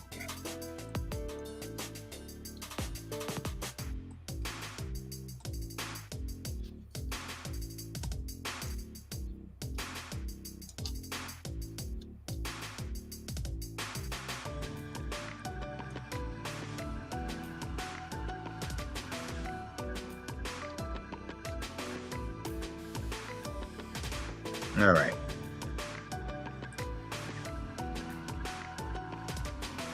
While I was at it, I made it triangular.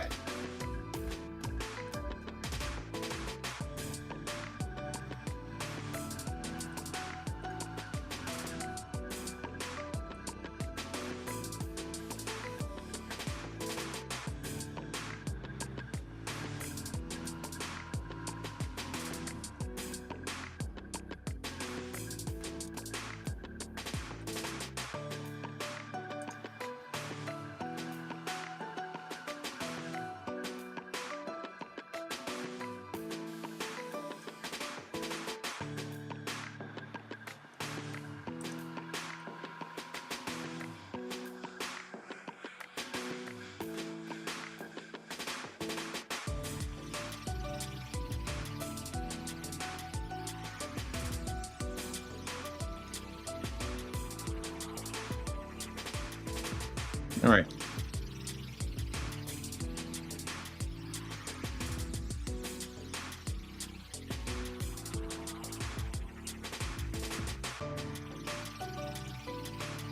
Let's take a look at this. Shouldn't be so weird.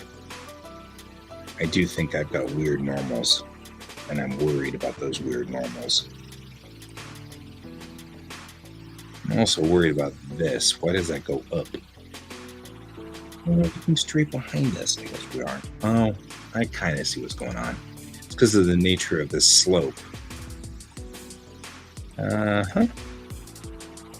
That's why. Really, this needs to match.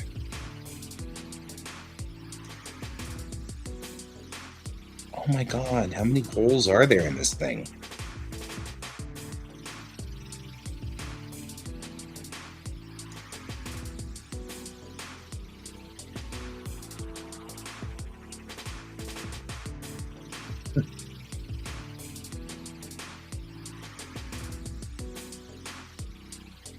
I even tore that vertice out, and I still don't see a hole in the actual mesh. That doesn't even make any sense.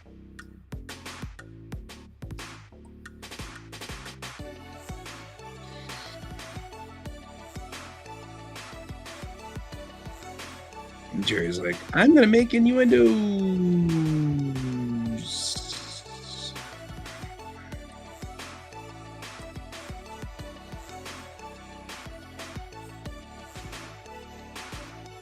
But that's what Jerry does, and it's okay.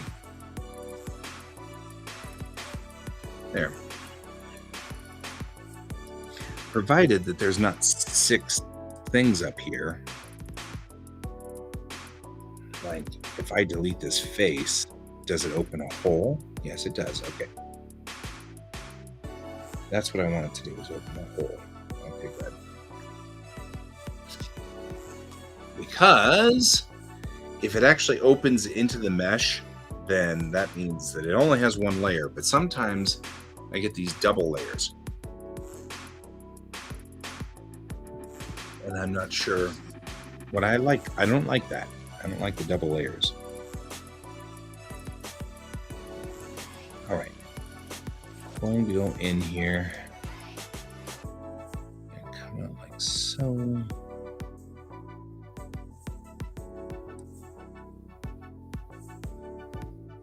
There. Double mint gum.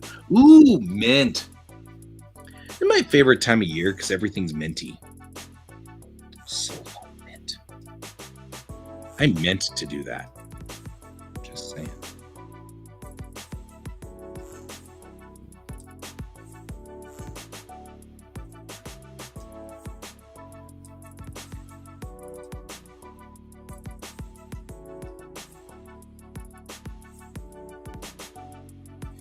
There, I think that's less weird. Why did it tear this whole section up here? This doesn't need to be torn up. You can put a face in there.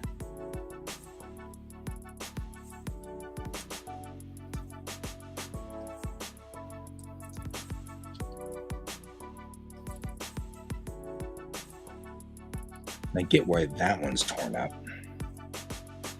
But none of this should be torn up. Oh, man. It's like the weirdest thing when I deleted all of those. Like what it decided it needed to do. Somewhat beyond.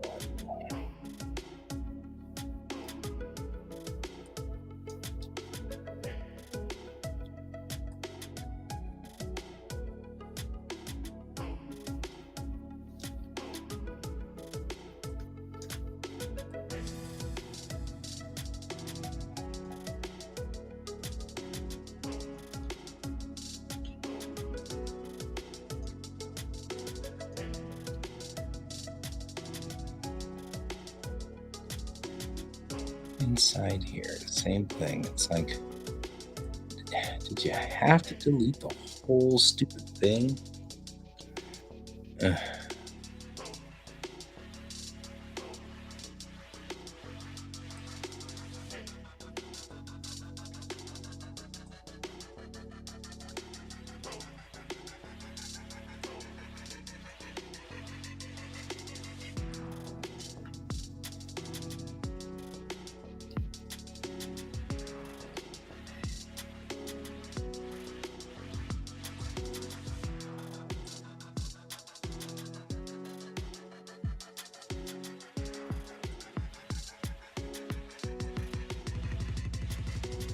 Right. Now we at least have that door will work when we get there.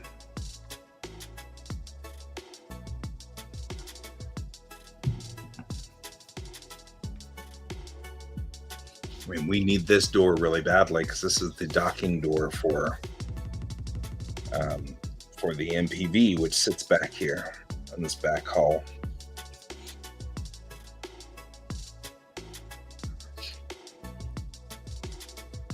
And what part of the under carriage? See, like I said, it's like weirdly screwed up. The lift gate got deleted. I guess I should have known that would happen. Why'd the whole lift gate disappear, though? Or is this what's left of the lift gate? Like on one side. That's what's left of the lift gate.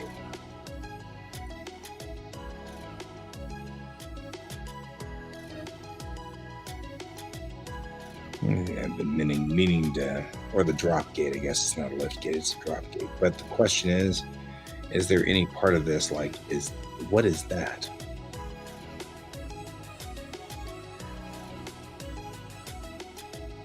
That's the gate. All right. So I'll take you, we'll move you, because that's all that's left is the gate, is that.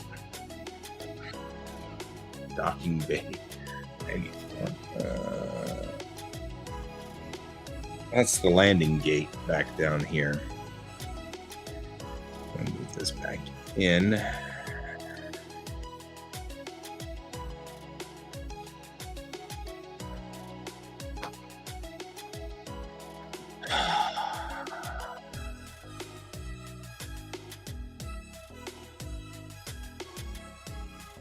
So, deleting half of it has meant that we've lost a good portion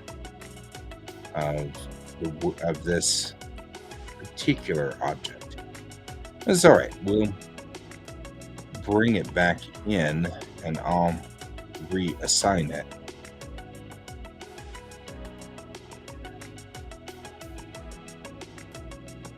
And then I'll put that gate back in. Yeah. Yes. It's because you're weird. You know that, right? But the gate will fit better now.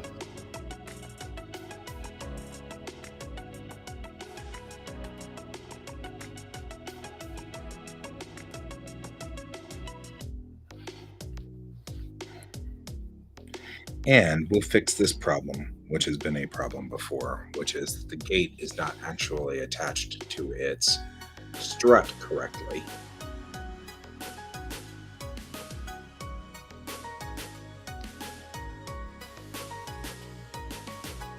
And actually, this entrance into the bottom hall really ought to have an actual entrance into the bottom hall, because there is a scene where we already have a called for scene where we need this bottom gate to be very high resolution and attractive,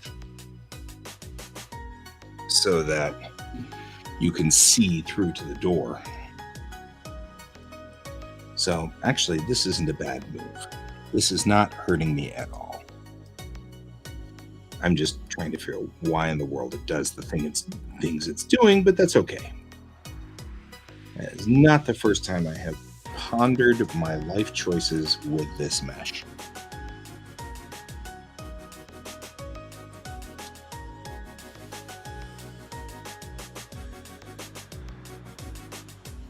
This should be relatively... that's not what it does.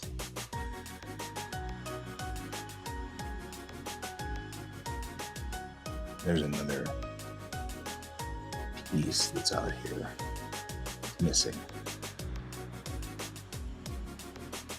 because the actual vertex is gone. That's not good.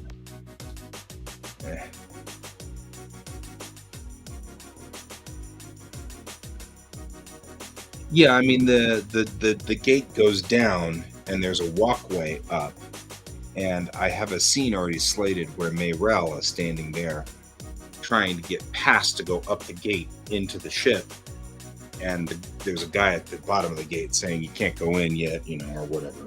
You don't have all your paperwork, Lieutenant, and stuff. He's giving her grief. So the door before was a slant like this and wasn't that clear, and I think the door should be like this, and the gate should come back all the way to the entrance of the landing bay, or the loading bay, and then that way I can put an actual door in. So this guy needs to go back all the way to like here. That's what I'm kind of saying, like so. And it should be one deck high because it's this bottom deck.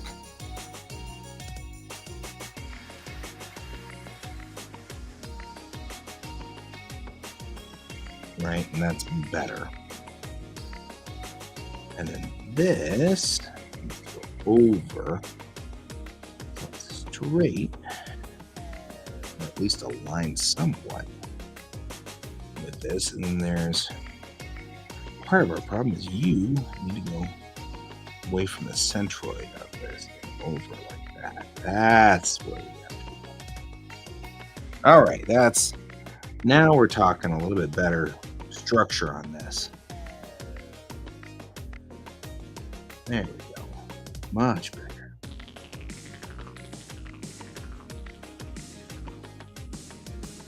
Actually, splitting, yeah, it's a gangplank. Splitting the ship down the middle has actually been very useful for multiple reasons.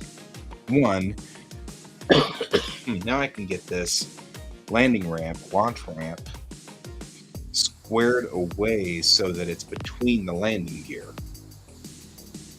Right, the landing gear bays, we can clearly see where they live here. And we can see exactly how much space do I have for loading and unloading Marines and robots and various things like so.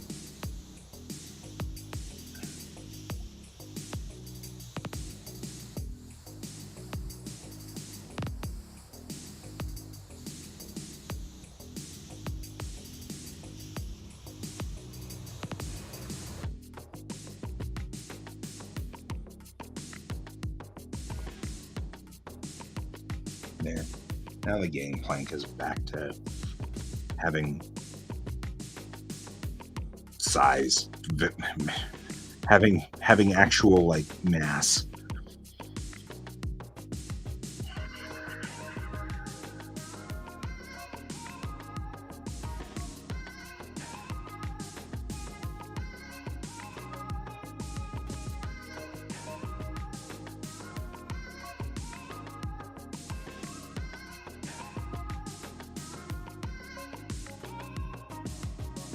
What if I do this?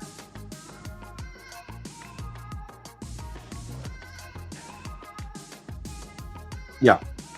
Well, there's a gangplank that's a different critter.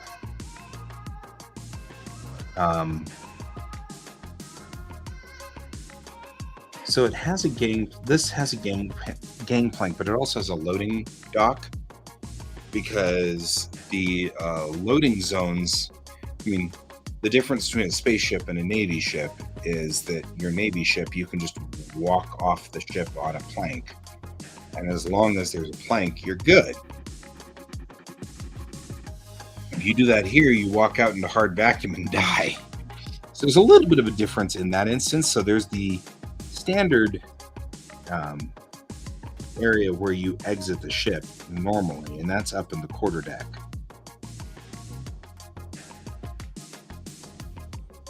Yeah, that's what I'm looking for. Because this guy really needs to be like aligned.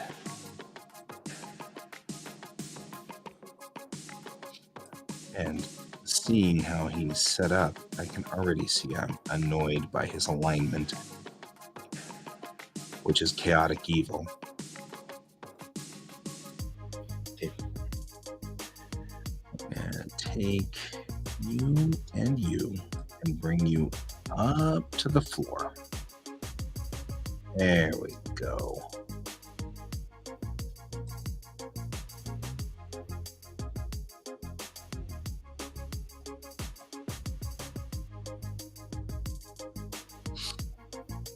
Mm-hmm.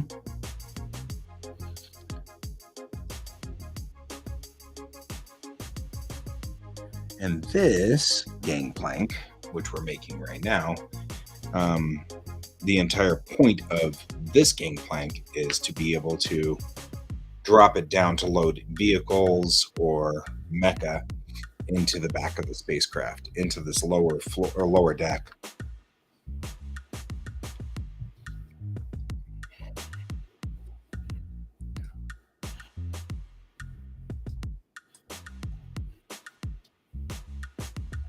It's not to say that yours didn't.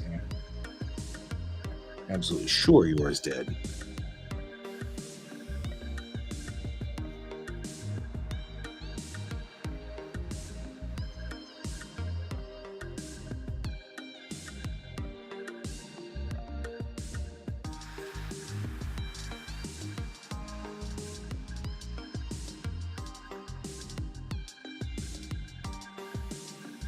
All right, and that's what we're looking for that.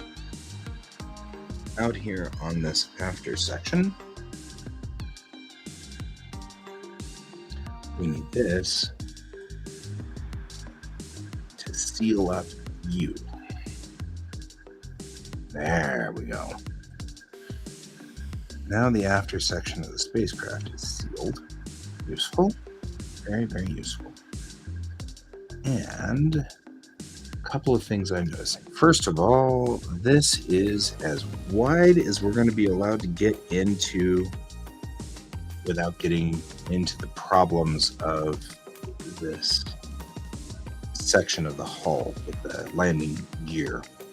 Because this is a landing gear door. Inside here is the landing gear. I could bring the landing gear doors over a little bit more and get us just a little bit more room, but not a whole lot. Because I'm looking at maybe this section here could be moved. Make this as tight as possible. Includes this gear door.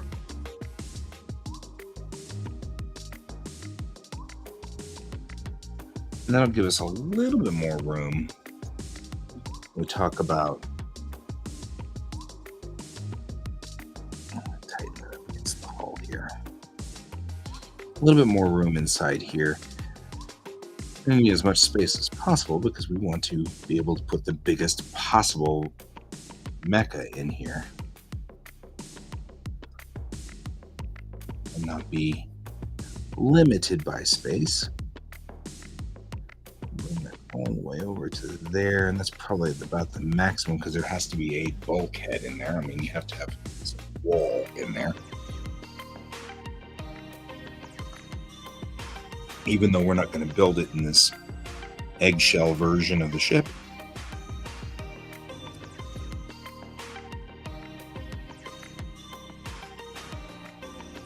And despite the fact that the deck is not level, you need to make sure the loading rack is.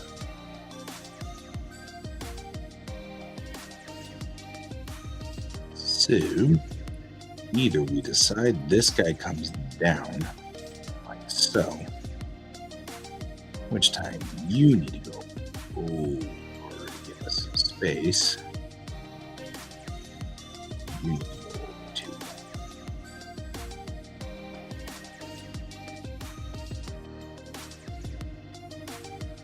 What kind of damage did I just cause? Not a whole lot. Okay.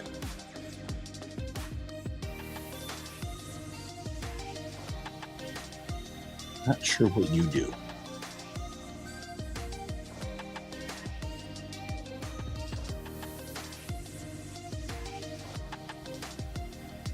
Like, even less sure now. Just like a random thing?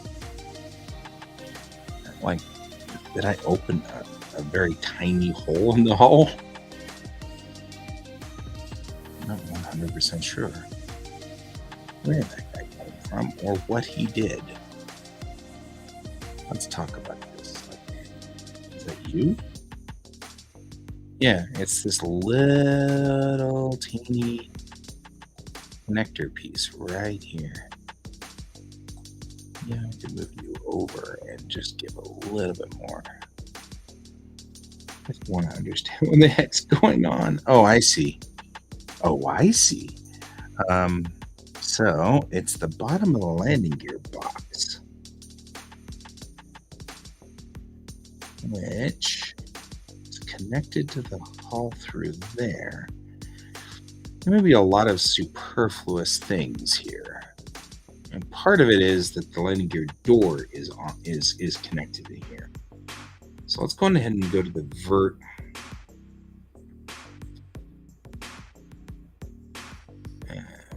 let's just actually select none, and then say port landing gear. Here's the port gear door. Select. We're going to drop this guy out completely, and that way we don't have to mess with it for right now anyway. So that we can then put him back when we need to. I see a starboard gear door, but I don't see a starboard gear. Right? It's like nobody's out there. Okay. We'll go for the port landing gear. Say select. And I'm not sure I want to bring the port landing gear down, but I also don't want to tear up the port landing gear while doing all of this. So let's go ahead and bring it directly down, just so it's out of the way. Let's just work on just the landing gear box. Right? I gotta admit, that was a pretty cool scene. Gross, but cool. And for right now, we'll pull the landing gear or landing ramp down too until we're out of this design mode.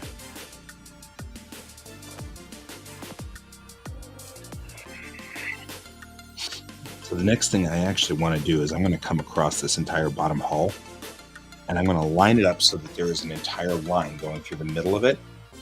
It'll give me some extra, it'll make a couple of extra faces through the center section, but it'll be so much nicer to have a contiguous unit that's all one line all the way forward. Alien 4, yeah. Colt was a pretty cool thing about Alien 4. I liked that because they followed the nomenclature of aliens, because if you catch it, it's Ash, Bishop, Colt, so it's ABC. I mean, somebody actually figured out what they were supposed to be doing there. All right.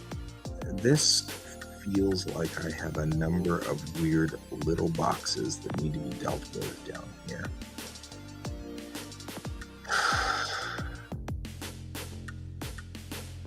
And the question really is, how much of this underhull do I want to keep that's not aligned properly with the hull of the spacecraft, right? Because there's a gap between the back hull of the spacecraft, but not, I don't know. It's not that big of a gap. I feel like all of this is a little overcomplicated back here and could stand to be, shrunk down a little. I don't need this guy, right? That'll loosen it up a little and make it a little bit easier. Unfortunately, I don't think we need this guy either. In fact, why do we have so many pieces here? Faces.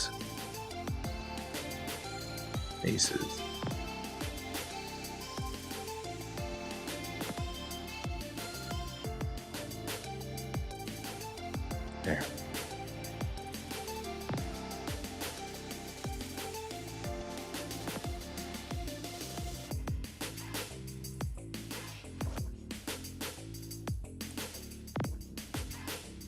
There.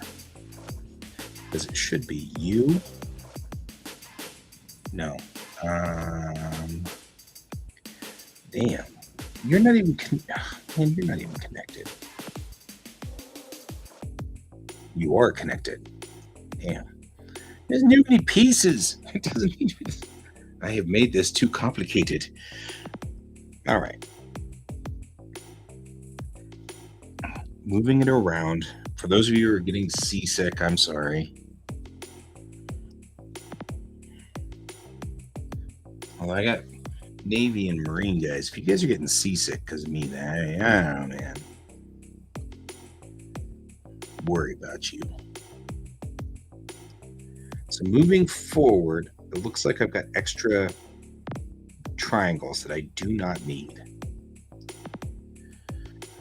whole point of this is to dump some of these triangles to get our count down. Although I don't really need to. I have far more than enough processing power. But I also don't want weird holes showing up when you try to print it. So part of the reason I'm doing this is to tighten up the holes and kind of make it a little bit better.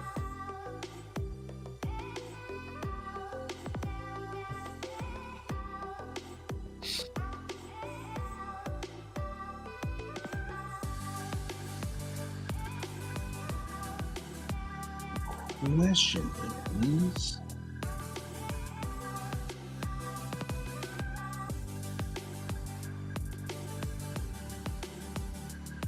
so now I'm confused as to what I want to really do here.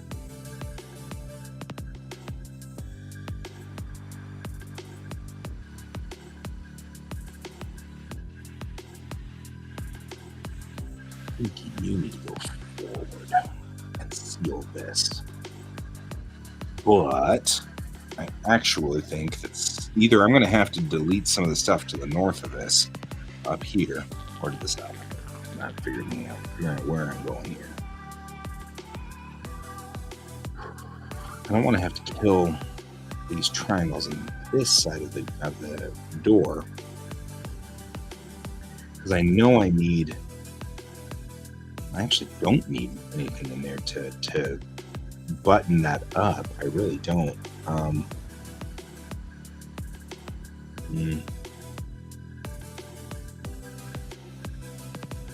think what I do, I just don't want to kill these long runs right here, because I'll have to put them all back in.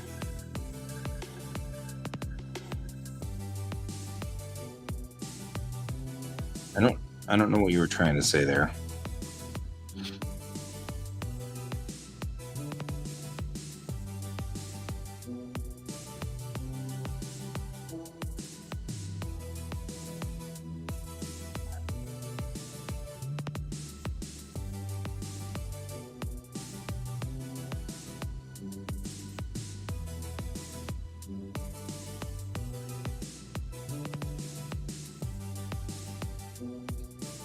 Okay, I'm trying to figure this out. We've got too many triangles going for this section. I know I need one set of triangles. We're going to have some extra triangles on this section here, no matter what. So I might as well, you, and you are going to have to be a set. And there's nothing we can do about that. That's just going to have to be, and I'm just going to have to just accept it. Drop this down so that it matches the hull of the ship. Move it over so that it lines up nicely and makes the bottom part of the spacecraft contiguous.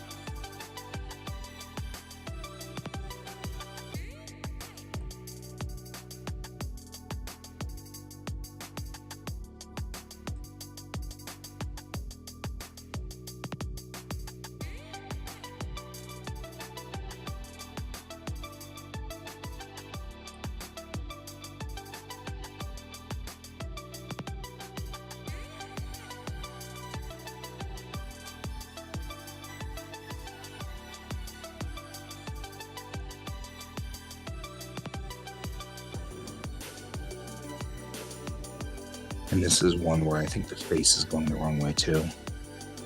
That's not going to help me any.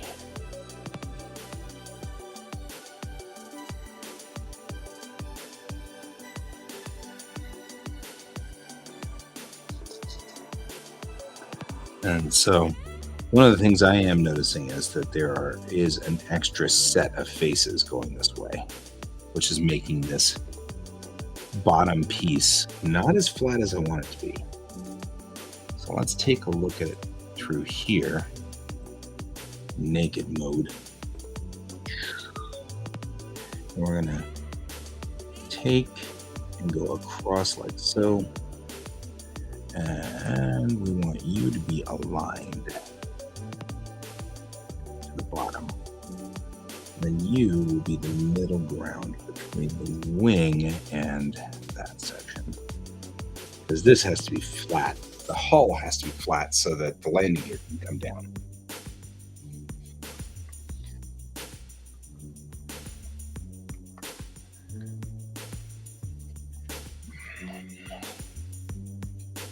All right. Now, looking now at, this is the door.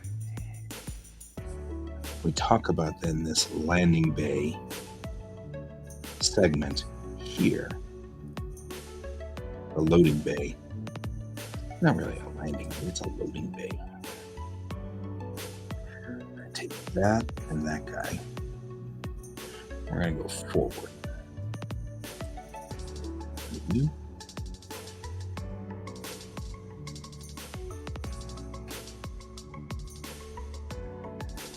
Then go to you. And in fact, I could probably safely bring you out as well. We're going to just bring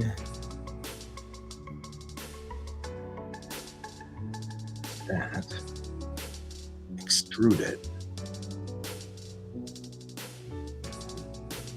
this way.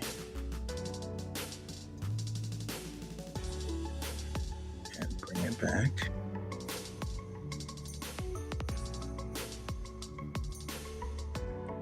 Branch line.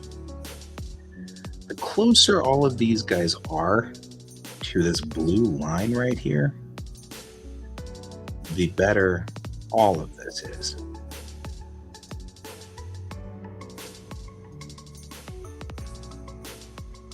When it mirrors, it asks me for an error rate. And so it'll ask, what's the error rate? So if these 2 points, how close can they be before we decide that this is one point and link all of the thing together? In that mirror function. All right, now we've extended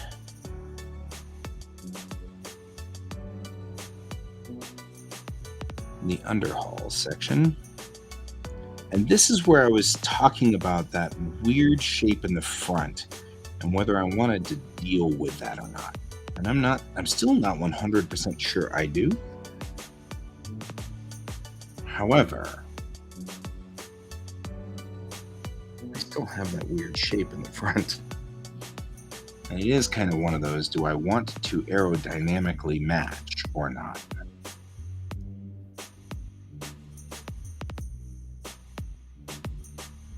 I know that regardless, I can't go through this forward part of the hull on that lower deck.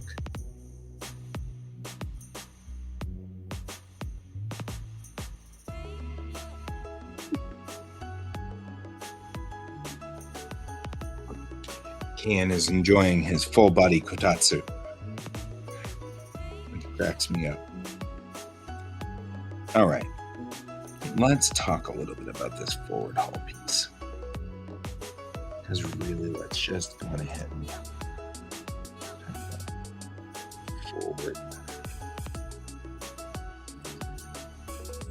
forward landing strut, select.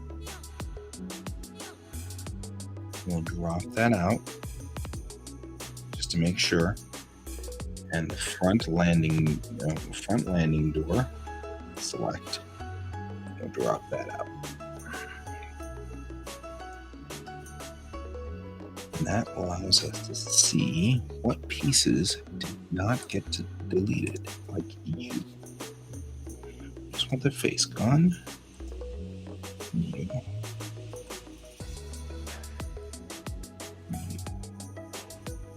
All right. Everything else, the front of the vessel looks like it's probably okay.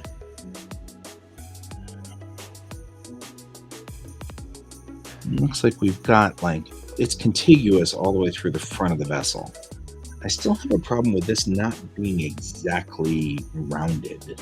It's not correctly rounded. I don't know what to say about it. It's like it's got bumps in it. I don't want bumps. Like, I feel like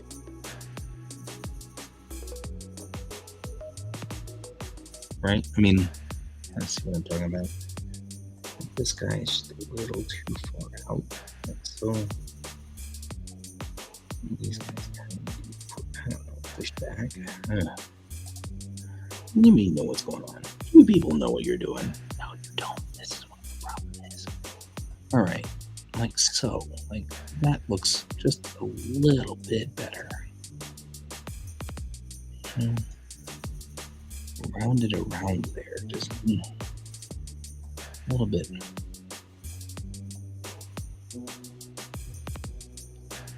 Take the stress out of the mesh. Right through there. I mean, some of it's going to be stressy just because of the nature of the fact that, like, this window is weirdly shaped. It's just always been weirdly shaped. It's part of the nature of this Boolean that went through and knocked out this window. But, like, we get these weird...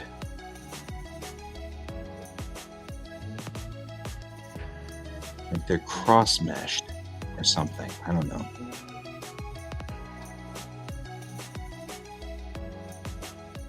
You see what I mean? Like, it's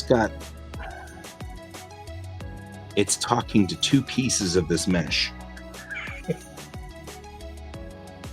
I'm not sure why it does this. It's talking to two pieces of this mesh, and it needs to not do that. Like, it's so stressful for the mesh.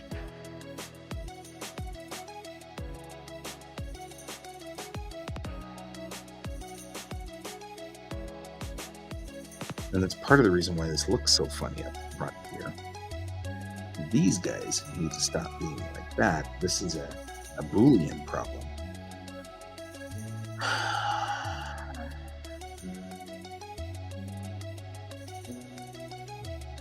Right? And though that's not ideal, it's better than what we have.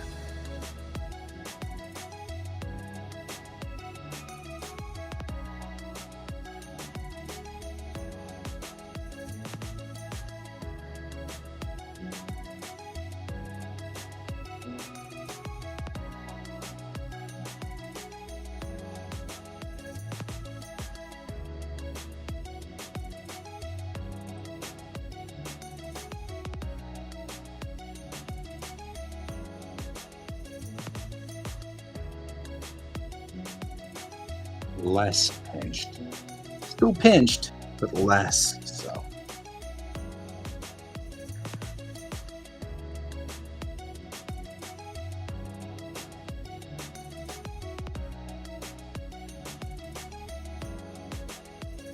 And still pinched the wrong way. I'm starting to sit here and go, I think this is a hopeless cause up here.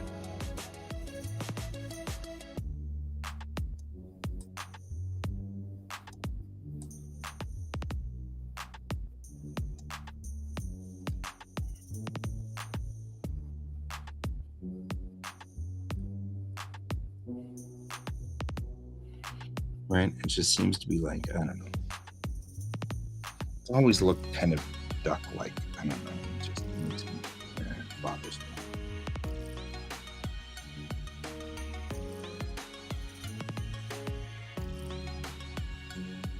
I mean, not the least of which is that this is a deck here, and it doesn't fit on the deck plans correctly. Also a definite issue that needs to be rectified at some point.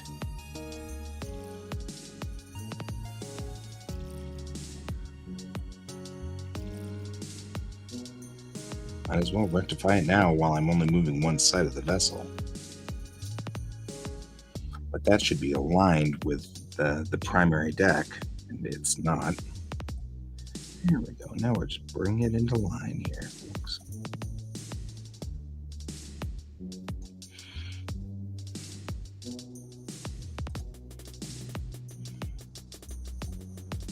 We know that the deck ends pretty much right here.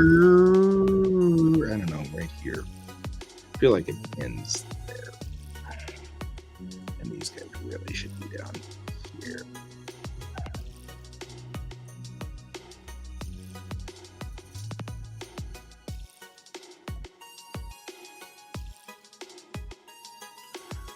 I say that without actually checking it.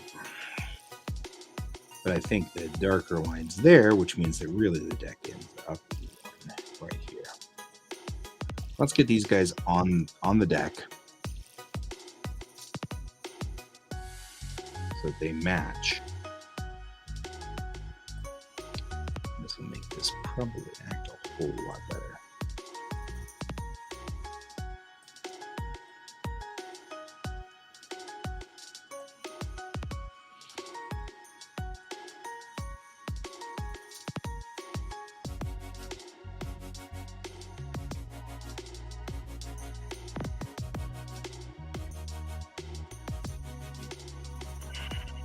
Really?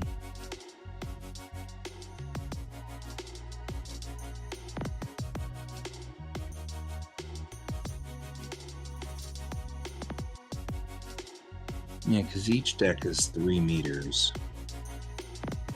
And that's 1, 2, 3. So though this deck does end up ultimately not on the 3 meter mark,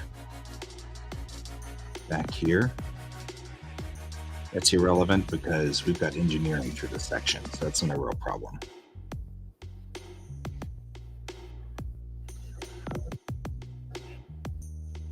And George has parked himself now as a footrest.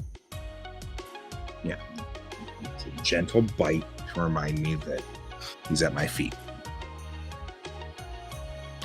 All right, some other things that I want to make sure I have clear while I'm here, and I've been meaning to do this while I've got the mesh apart, is dropping the wing down a little bit so that it's not in the way of the loading dock.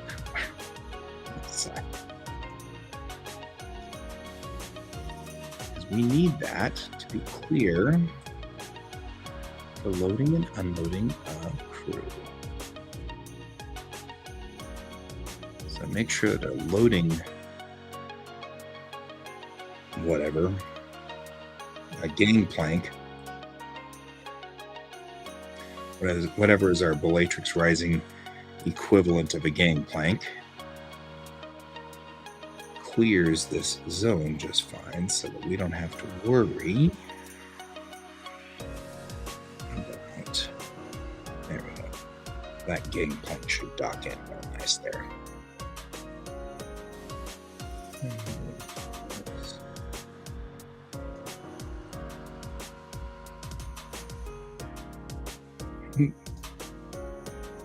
There we go, more like that.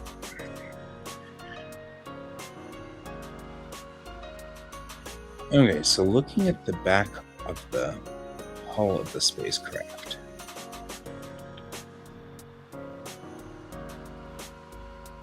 I actually feel like this needs to just come up and be flat.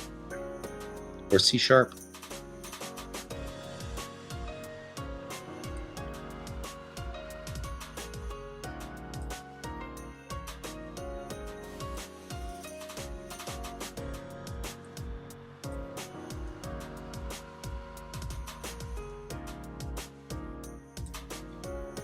I could probably make this deflect air just a little bit, but looking at that, it really is conspicuously different than the hull back here. That's why I was saying I'm wondering whether I shouldn't add a segment in here where we bring the hull up and over and around for this. Again, looking at this bottom deck, we've got the loading area back here, and like this is where the Marines live, so they all hang out down here on this lower area.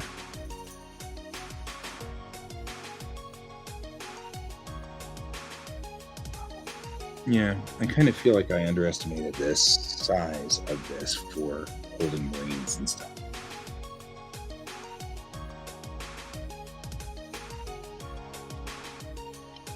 which is all right. We're fixing these problems today.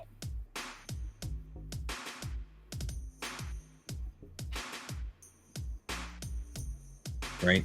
We're fixing these problems today. You and me. It's you and me. Cat o' mine.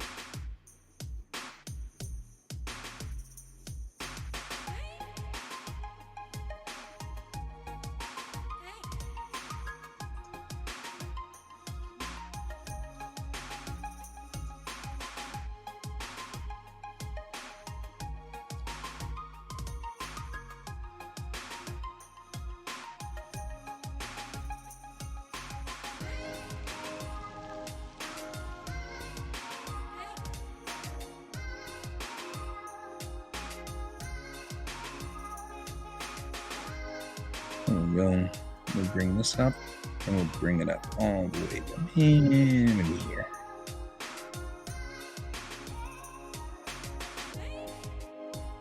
Then we can take you and you and you and say, make a new face.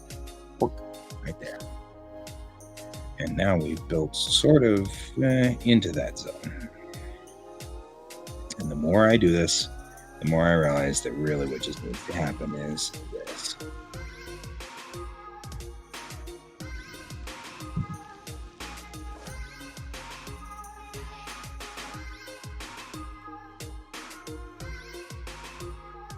And the Marines get a little bit more room.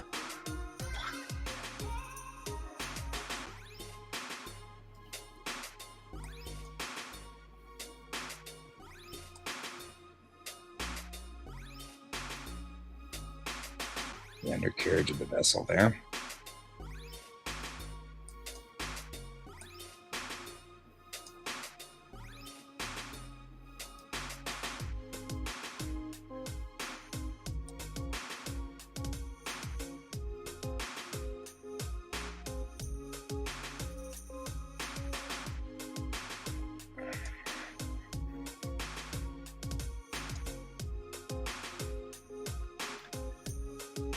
Means it's a little bit more spacious down here, and that's actually probably good.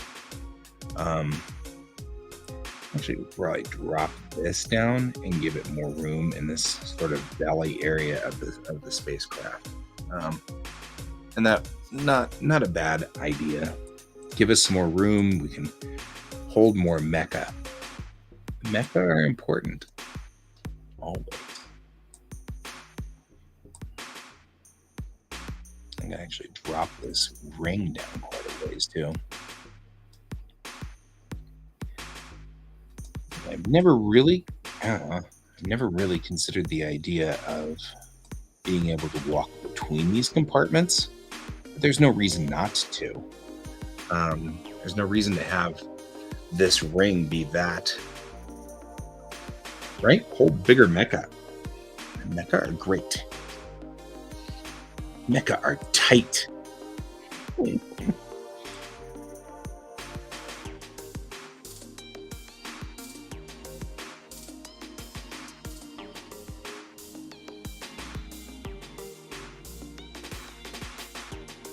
can hold many of them and barely an inconvenience.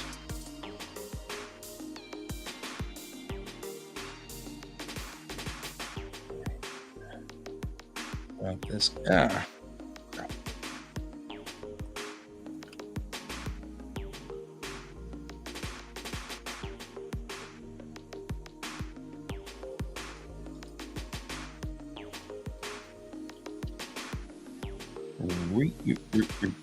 There we go.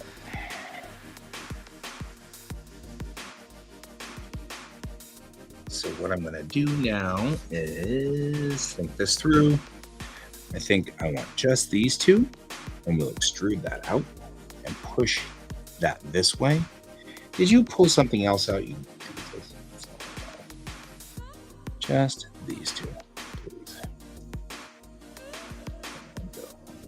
You and this way. There. And that should have given... Oh, where did you go? Good heavens. Just this.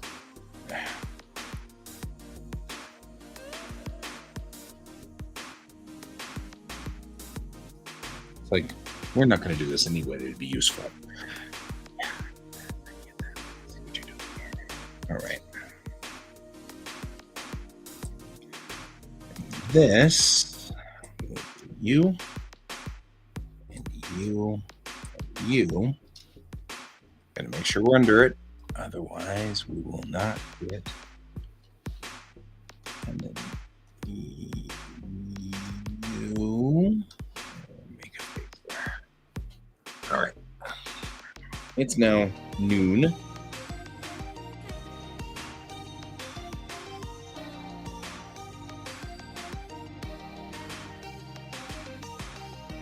And I actually think that I probably ought to really call it now.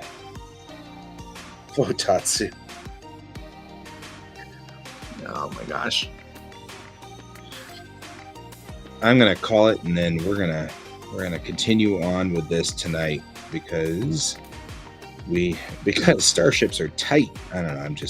I'm having fun with that. He's a lot of fun to watch, by the way. If you're wondering what YouTuber I am, in fact, referring to,